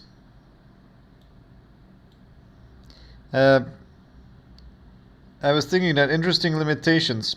I guess you could use a script to apply the mesh and then bake without deleting the procedural one. Yes, I could do that, but I need to make a script then. And you know, a Blender uses Python, which is really annoying. You know, I would need to make a script. I will spend hours and hours making it. Um, anyway, just make a big skirt around the entrance. Usually tunnels have bricks, no? Not all. So yeah, if you Google, let's see, Monte Carlo Rally tunnels. Oh, it's actually, of course I Googled it. Tunay tunnel. So this is what these are my inspiration shots, okay? Look at those. Look at this tunnel. What is this? Is this it looks like, you know, it was made by the Neanderthals or something, right? Look at that. Look at this hanging rock. It's fucking amazing. And look at this. It's just like you know, it's like a hole in the wall. They didn't care about look at this. Is this bricks? No, it's not. It's just a rock. So this is what I really love about it. It's, you know, it's very natural. And look at this. This is my inspiration. But yeah, again, here, look, they could have made the road go around the rock. Why didn't they? They just punched a hole through it. Maybe these rocks are actually very like malleable and they're not so hard to tunnel through. I don't know. I'm really interested. And I don't know who actually built it. Was it built like 200 years ago? Or was it built recently? So maybe. Like, look at this. It's so amazing. And look at that lighting, you know? This is all the, like, Monte Carlo Rally, southern France tunnels. Oh, look at that lighting. They have interior lights as well. Should I have, like, should I bake that as well? Anyway, yes. So yeah, you see, it's very similar. Very similar to mine. If you go to pure texture view, yeah, this is how the textures look without the bakes. So yeah, it's, oh yeah, I have this little rock that protrudes. I'm gonna fix that in post after I bake it. So look, it's exactly the same. It's like uncanny. So yeah, you see, it's pretty epic. And then I had to, oh, what is this? The terrain is leaking. No, there's a terrain polygon that wants to, hey, don't forget about me. Yes, I need to delete those. Oh, this one I deleted too soon. Oh, that's a weird one. Okay, I'm going to have to join that nicely. And this one should not have been deleted. Okay, well, at least I deleted the Rogue One. Not to be confused with the movie called Rogue One. They built the rock on top of the road. I think so. Yeah, I think they built the exactly. I think it totally makes sense now. I think they built the rock on top of the road, just like I did. This is actually exactly what I did. Yeah, it is pretty epic. Like, I don't know what. It's crazy. It's crazy. Will you add any vegetation? Yes, I do have some trees right now, but they're terrible. So yeah, this is like actually it's wrong that this is so green because it shouldn't be so green. It should be so the this is inspired by Monte Carlo Rally, and it happens during the winter, so like January, and everything should be dead basically. So I'm going to change up the colors, and I have some trees here which I didn't export the last time. I have some winter trees, some birches, which are visible in the... If you were here on the last stream, you would have seen them. I mean, I can still export them. I just removed them for clarity. But yeah, there's going to be a little forest here. And I want to have some shrubs as well, just to kind of hide the rocks and stuff. And then, but yeah, and also they're all the same meshes, and they're just instances of the same mesh. So if I edit this tree, I'm editing everything, all the same types of trees. And what is really cool is that GLTF is smart enough to recognize that these are instances, so it doesn't duplicate the meshes. It actually loads them as a single mesh, and then just places them as game objects, kind of with the same mesh. Anyway, yeah, and I have one tree here, but this is like a deciduous summary tree, which I should not. Oh, that's a nice like early 2000s callback to like, reminds me of Vice City. I remember that. All the trees, all the vegetation in Vice City had this super ugly outline, and they were super blurry. Yeah, that tree is only going to be for future reference. Just okay. Just confuse everyone and say the roads were there first. Yes. They built the rock on top of the road. Oh, yes. Oh, damn. Tiny sidewalk also. Tiny sidewalk. Yeah, I mean, I have... are we talking about these? This is like a sidewalk, right? I mean, look, my sidewalk is super tiny as well, so I got that right. I don't have... The sidewalk goes to a rock, and then it's like... Oh, well... Actually, the thing is that I should probably like contract this a bit. Oh, well, it's not contracting with the this thing. I should probably like make it something like this and then move it into view. But I'm gonna do that at the end when I actually can edit and then remove the wall and have this super tiny sidewalk. Anyway, let's go back to not ruining the mesh for now. And yeah, because the tunnels are always like smaller than the road, so the road tightens into the tunnel. And what is this? Like, there is no sidewalk here. And yeah, not a sidewalk here either. But there are some lines, you know, to help you a bit. And you see there are some shrubs. It would be nice to add these shrubs.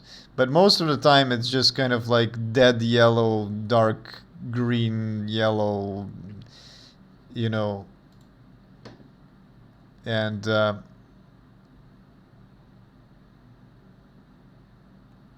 also some snow sometimes. HDR. You'll need to add headlights at least. Oh yeah, for sure. No, not in version 1. Definitely not in version 1, but for some future version. Yeah. I mean, what if I add like Vertex color headlights? Oh my god, Vertex color headlights are giving me flashbacks to Operation Flashpoint's lighting. It was so terrible. Yeah. No. Vertex color flashlight headlights are the worst. Okay, so let's be brave for a second and apply these tunnels. I'm going to save a copy of the track just in case. And what I want to do is also I want to have at least one of these as a source, like for future reference. So I'm gonna make a copy. I'm gonna add this into a curve, and I'm gonna say orig, because orig means, of course, oregano, which I like. Do you like oregano? That's the question. I know a lot of people don't, and I'm always perplexed by that. And now what we're going to do is we are going to apply these. So I can just select all of them. And then I can say convert to mesh. Oh no, they moved. Oh no, they moved. Oh, this is one of those Blender things, isn't it?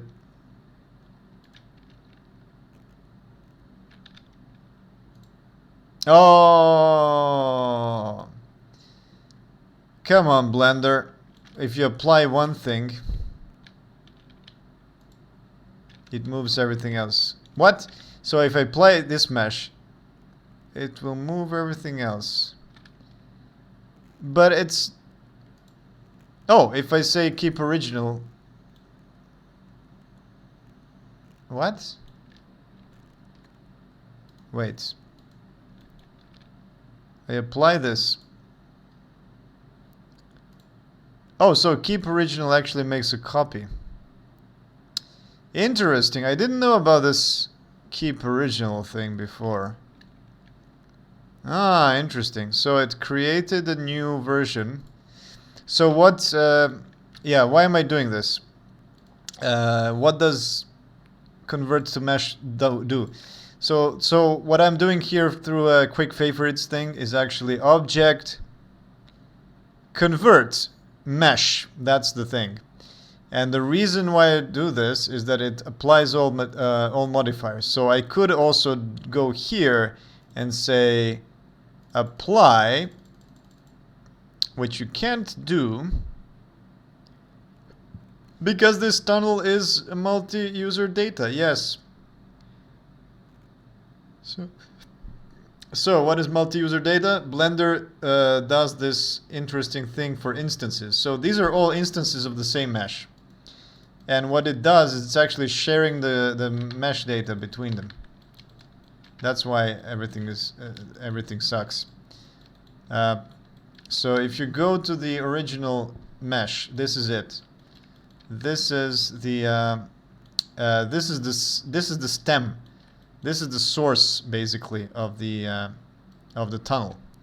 And then I add modifiers to add these to create this shape.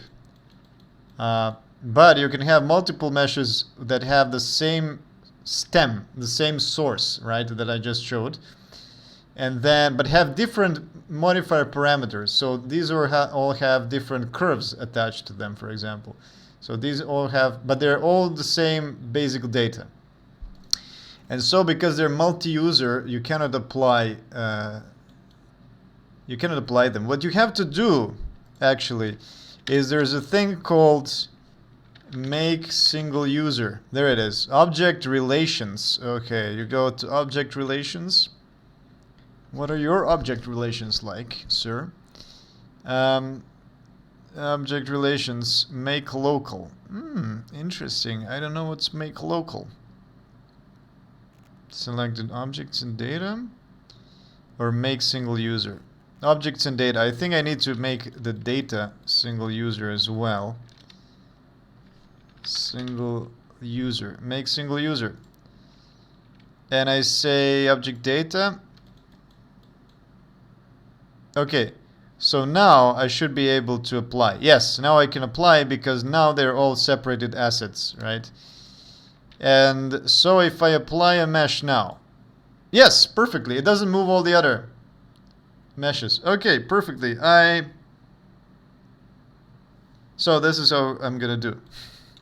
Oh, and I applied a mesh and it made a copy, which I didn't want to do. So yes, I don't do this. I just apply this and it didn't move everything. Make single user. Apply mesh. Oh, whoops. What happened? Make single user. Oh, object and data.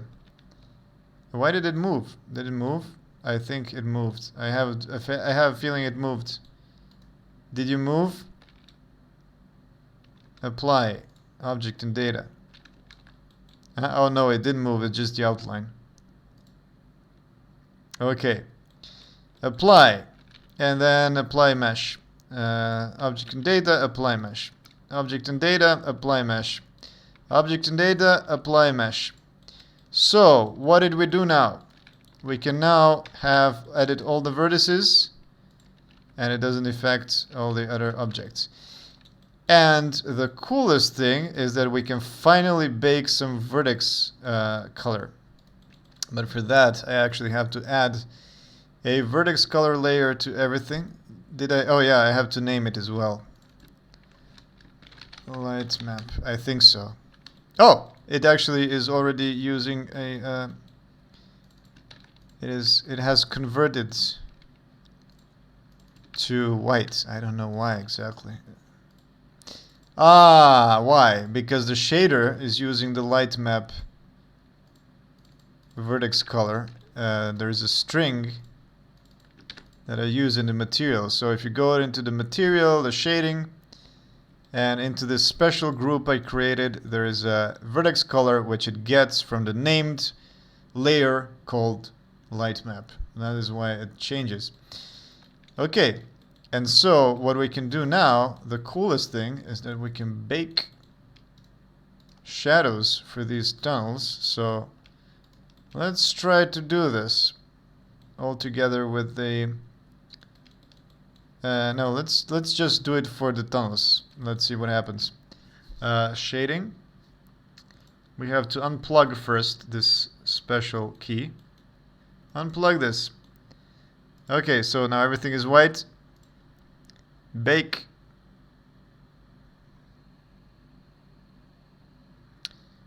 And we have baked it, haven't we? Shading, yes! The tunnels inside are baked. Okay, let's plug it. And let's look into the tunnels. Look at that. They're dark inside. Nice. Nice. Nice. They're a bit brighter than I would think so. Wait, this material has some weird shading. It's smooth. Let's check the specular. Oh yeah, it shouldn't have any specular. And it should be completely rough, although when you remove specular then... Okay, wow, now it's very dark. Very dark. Cool. So yeah, the light leaks inside and it goes up to a point. My god, this looks just like real life. Look at that. Look at that. There's no difference. It's the same thing. It's real life. Look at that. Look at that. Oh, I need I need Dutch angle. I don't know how to do that in Blender. How do I Dutch angle it? Is there a Dutch angler? There must be. No, I don't know. It's perfect. Okay, and now what I can try to do is export and try it in game. Okay, let's save this.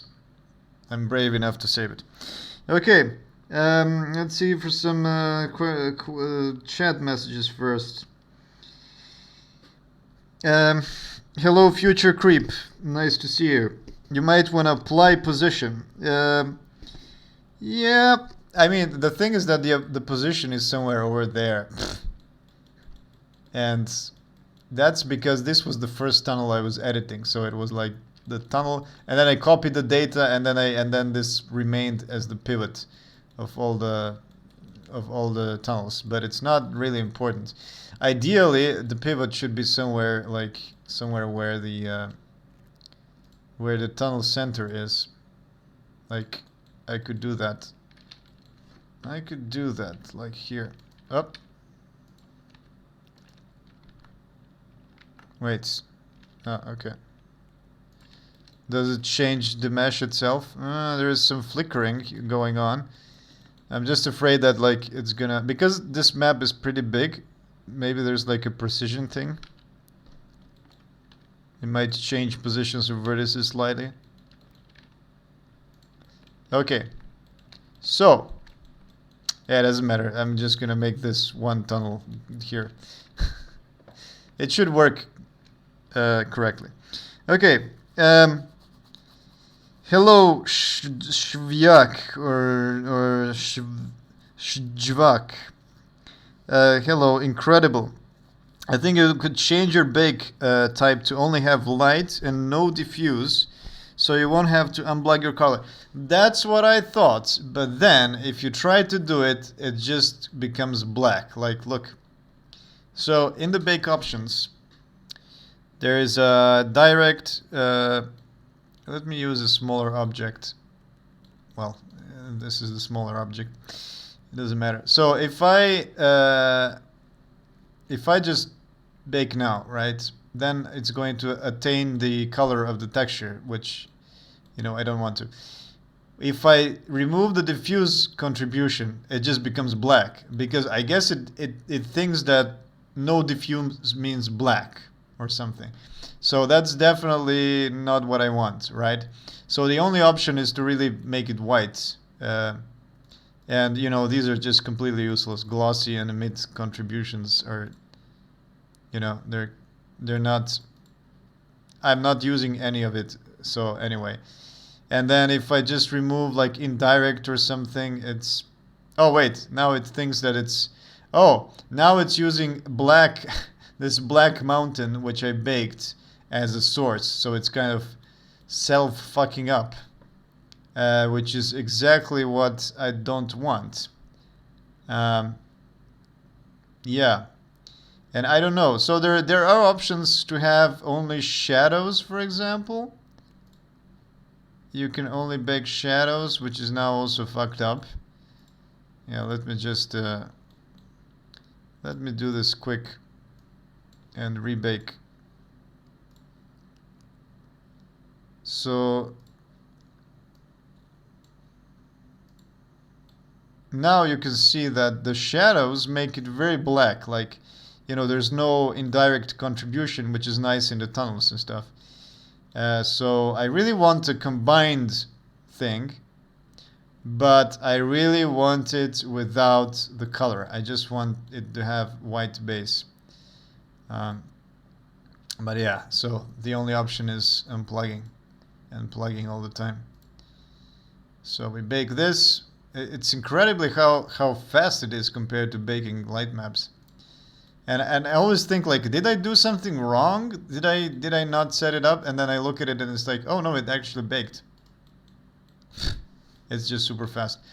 But yeah, also the terrain doesn't have that many vertices, so it makes sense. Okay, let's export this and try it in game. I select everything. Make sure to have these curves actually not be there. And the sun. Okay, who cares? Let's export the sun.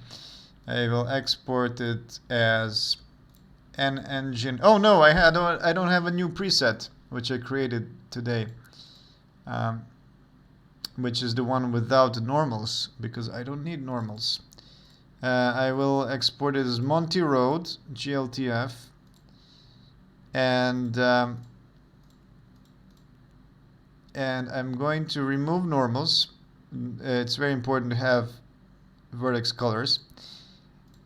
And oh, there's a copyright. I can put a copyright to Notke. Maybe. I hope that doesn't fuck up the export. Remember export. What does that do? Remember export settings. In the Blender project. Oh, it was actually... Oh, damn. I should have used that since the beginning. I didn't even see this tick. It's weird because there's the presets exist.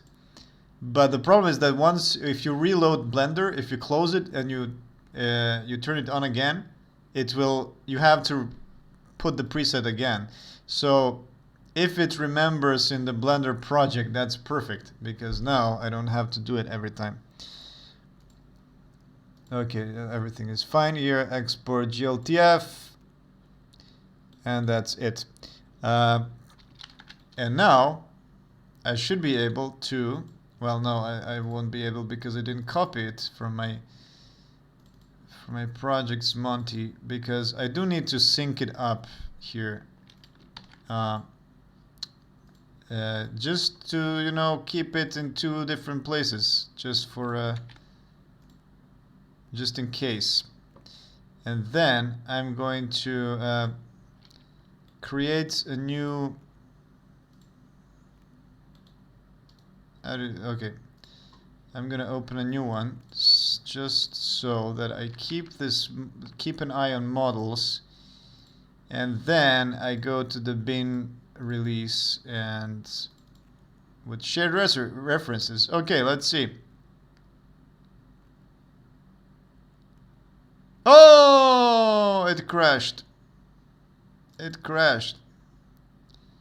Oh, look, there is an actual dump now. What does it say? Created birch info. Where's the error? Any errors? Oh no, this is the worst. There's no errors. Amazing.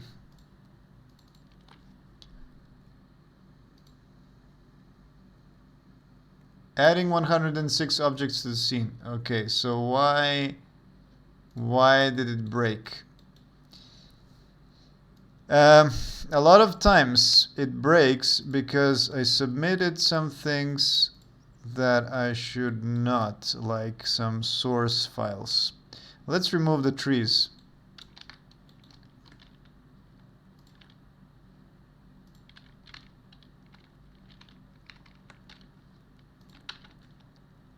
No, wait, where's my Monty? Monty.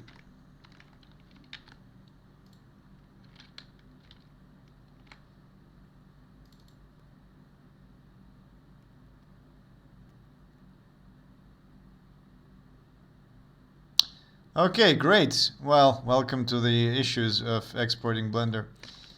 Let's just export the roads. Let's only export the roads.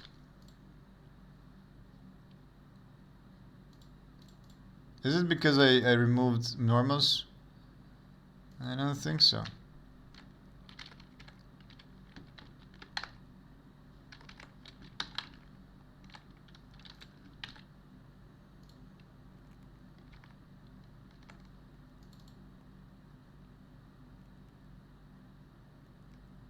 Okay, so maybe it's the issue with the road itself. And you know what? The difference is that I added these polygons. Is it possible that it can't have more than certain number of polygons? Let's try to export this.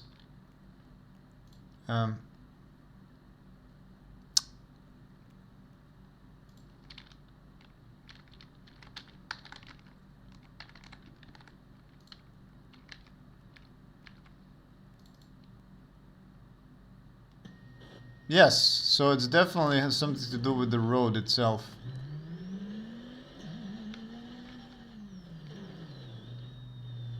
Okay. Nice. It's a haunted landscape. Look at that.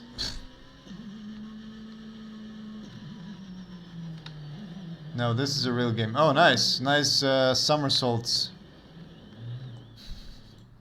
I always keep the head upright. Some chat messages. Good lighting does 90% of the work in a game for me. Exactly. I clearly remember this time where I I can't remember which one is. I think it was Unreal Tournament. Some Unreal Tournament. I don't know. It was not in Unreal 4. It was Unreal 3. But it was some desert map, and there was a lot of like GI, like bouncing lights all over the place, and it was the desert was bouncing lights onto this big fortress or something. And I felt like, wow, this is the first time I see this awesome lighting in a game. Like, I've never seen this bounced lighting before. I was so amazed. I clearly remember thinking that. That was the last time I was impressed with graphics in my life. No, I'm joking. I was definitely I was definitely impressed by Crisis. I was definitely impressed, but maybe Crisis was before that because Crisis really didn't have any GI. It was all fake, uh, but it did have ambient occlusion, which added a lot to the game. Um, but yeah, I don't get fascinated with like I don't get blown away with graphics anymore. It's just so boring nowadays. I clearly remember that thing in Unreal Tournament. Uh, I think you could use the rules. You're expert in right. Good lighting. Okay, combined maybe change bake type combined. Maybe change that there. I think the shader nodes that check if you're baking or not. Maybe you could use that. If your index buffer is 16 bits, it's limit you. It limit you. No, it is actually 32 bits. But let me check. Oh, but you know what? The problem is that in GLTF it could be 16 bits. Just like how I got fucked by Vertex color. Um, because it was using unsigned short for some reason and not bytes nor floats. Yeah, let me check where is my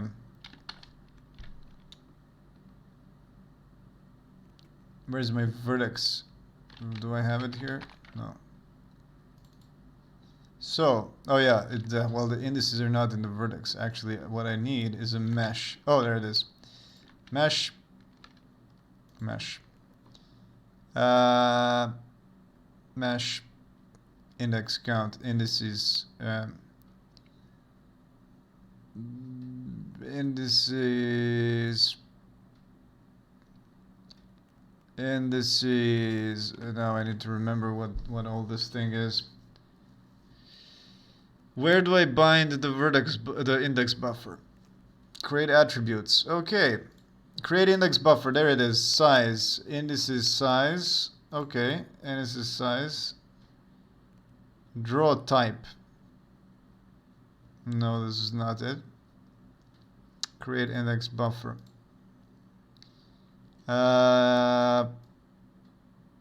Size of unsigned int.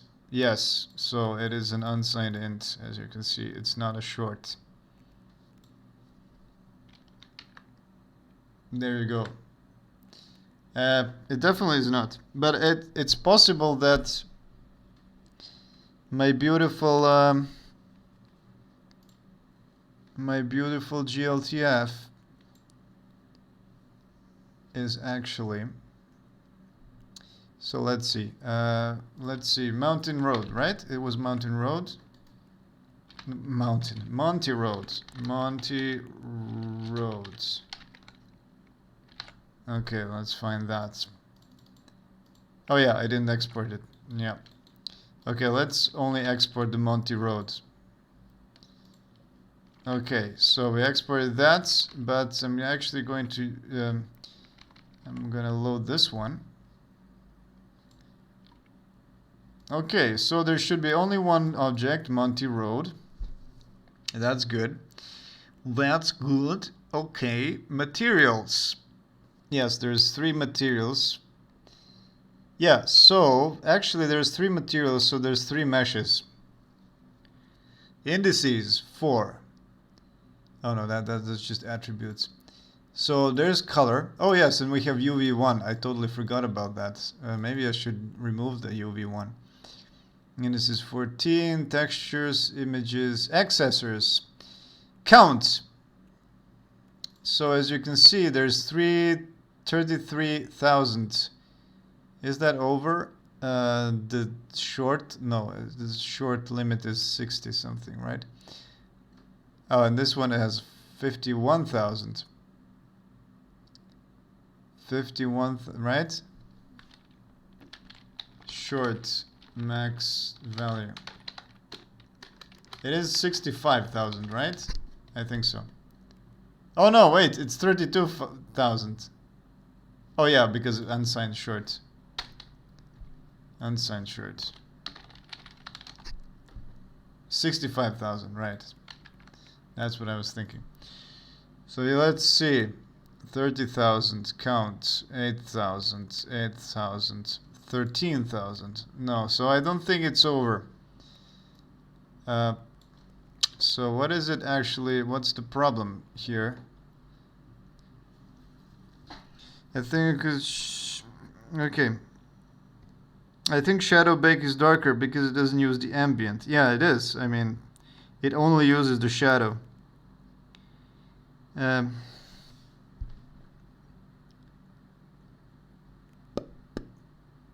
But yeah, I also want to see what is this component type.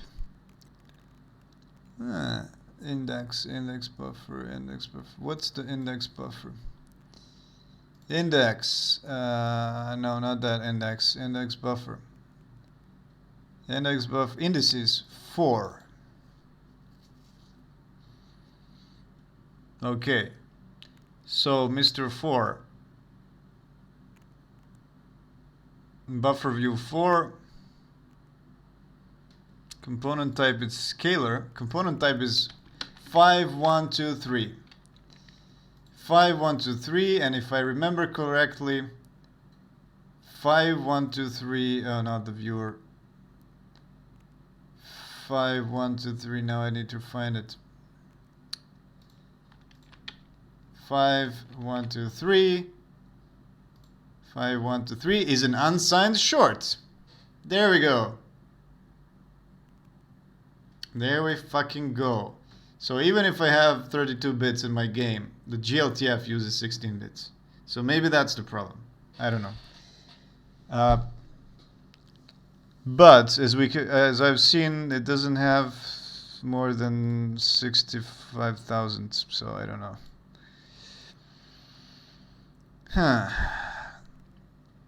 So the buffer view 4. Let's see something else in case I did it wrong. 17. Let's find the buffer view 17. It's over here. Oh, where is the buffer view 17? Wait a minute.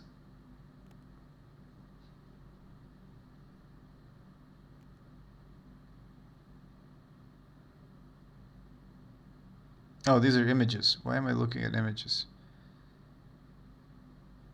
The images should be fine, but why does 17...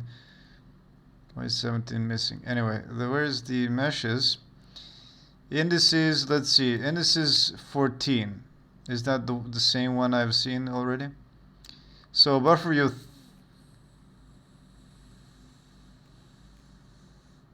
Okay, this doesn't make any sense. I think I'm looking at the wrong thing.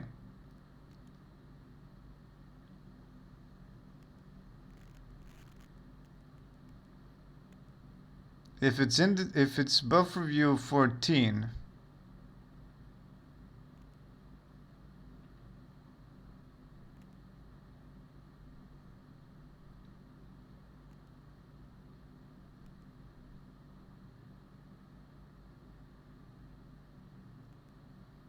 and this is buffer view 14, why the hell is a vec 2? It should be a scalar.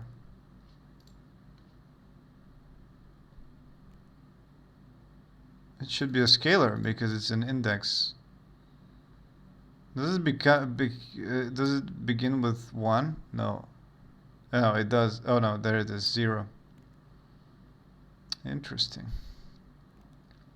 Maybe I can't just... I don't know how to read this. I think... I knew it. Yes. You didn't know anything because I'm completely wrong about everything I said. I don't know why the buffer view should connect to the... wait, let me see something else. So, buffer view images, no. Buffer view. So, the index says 9. Okay, let's look for the buffer view 9. It's vec 4. Okay, I'm definitely not looking at the right thing because vec 4... that should be a color. So I'm pretty sure that this is position, this is UV1, UV0, UV1, color, and then indices. And then this is the next one. Position, UV0, UV1, and indices. Yeah, for sure. So there's some kind of a index offset or something.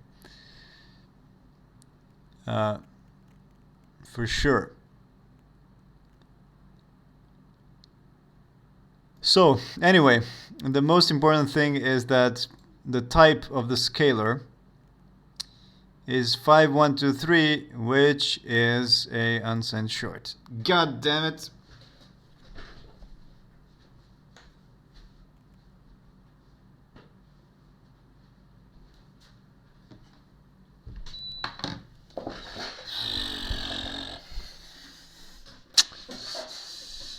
But all these buffer views, the scalar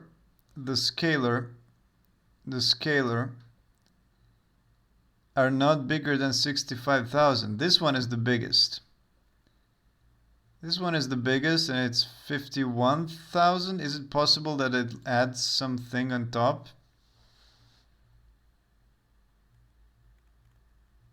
I don't know. Okay, so well, it's easy to see if we made any mistakes by just splitting. Like I can just do this.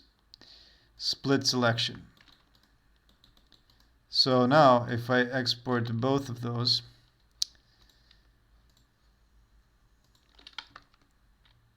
that should work. That should work. There it is. And now we start the game. And it works. So obviously that was the problem. Definitely the count of something is a problem, even though it doesn't make any sense. So yeah, the road exports now. Let's try exporting the whole thing.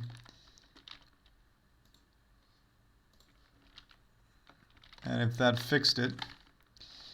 So definitely something to have to test. I'm definitely gonna have to test huge meshes above unsigned short, because if it can't export, it's a bummer. Let's see if there's actually some kind of an option. Materials, animation, compression. No. Yeah, I wish there was an option for precision. Maybe I should suggest that into submit a bug report or request or something. So yeah, as you can see, it works now. Oh, but why is tunnels not, the color on the tunnels doesn't work? So this is dark. Oh, there's a there's a hole here. I totally forgot about this. Oh yeah, and the tunnels are not black. Why are they not black? Okay, well, let's see.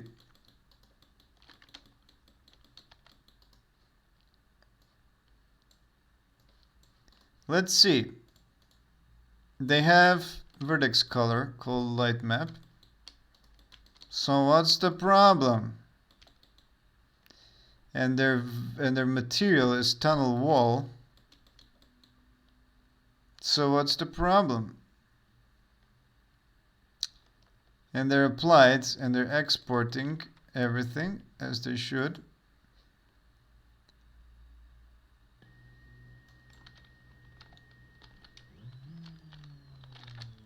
Now I really want to have a way to fly anywhere. Wait. Now, oh no, they're not black. It's just the road inside. Oh wait, they are black. Wait a minute. Okay, this is weird.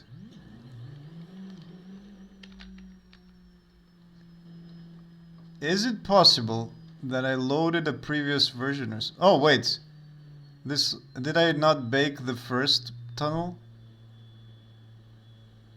Did I not bake the first tunnel? Oh, I did not bake the first tunnel. That's the problem. Okay, so I accidentally forgot to bake it. Great. I thought it was an issue that I wasn't aware of. But no, it's just that I forgot to bake the first tunnel. Anyway, let's just see how all the other tunnels look. So yeah, this one is. It's funny that this is the first tunnel I see, and then it's a bad one. Look at that! Look at those tunnels! Wow, so dark. I really need a. Well, thankfully the fog is actually making tunnels more intelligible. But my God, aren't they amazing? Let's remove the frame buffer. Now this is some proper early 2000s games. Oh, and there's some. Oh no, there's some gaps. I'm going to have to.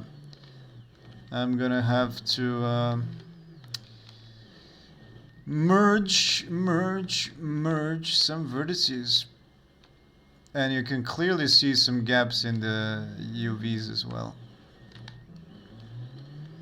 Well, this is super cool. I could even add lights inside because they're gonna be baked anyway.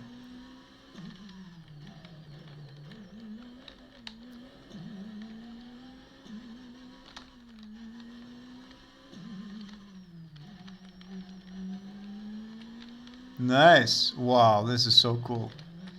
Oh my God, I can't wait to light the car. No. Wow. I didn't expect it to be so good. The mountain that doesn't make any sense, just like in real life.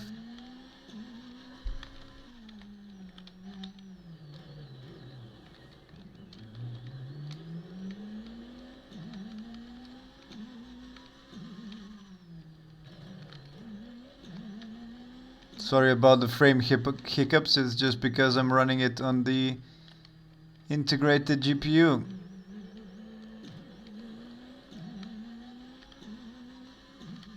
Nice. Nice. You can cut here over the grass for now.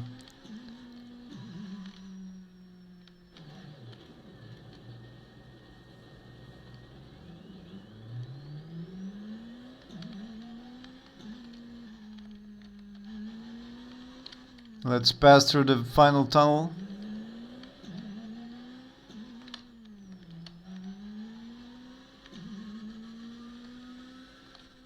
Nice. So smooth. And this is the one that's unlit. Can you believe that this used to be how it looked like? Oh my God. Amazing. Okay, let's bake that one. And yeah, I'm actually really happy that baking is not a pain in the ass. The only thing that I need to do is unplug this. And that's it. And then I hit bake. I hit bake. And then I plug it back. And that's it. That's all it is.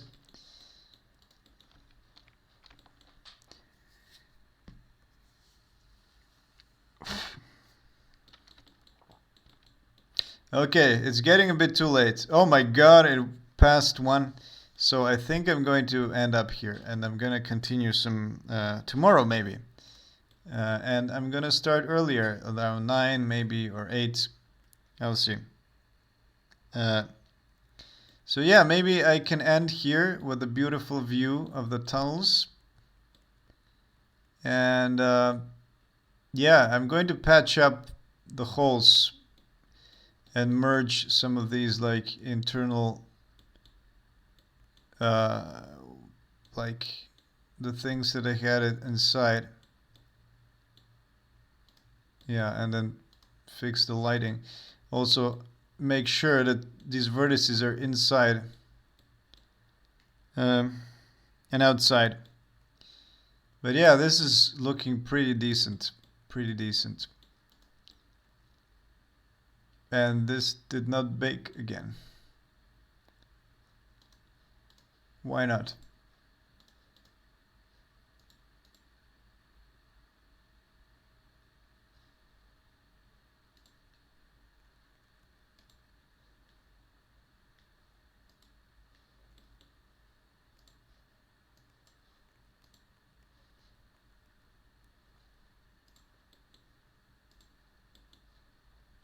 Bake.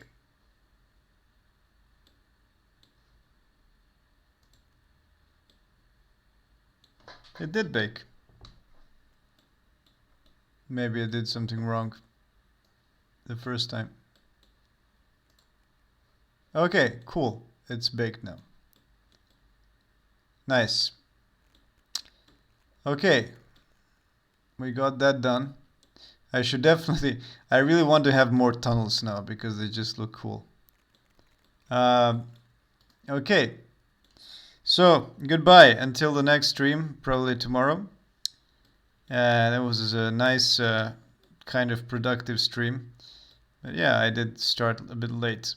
And maybe on the next one I'm going to do some procedural modeling with geometry nodes. So, see you next time. Bye bye.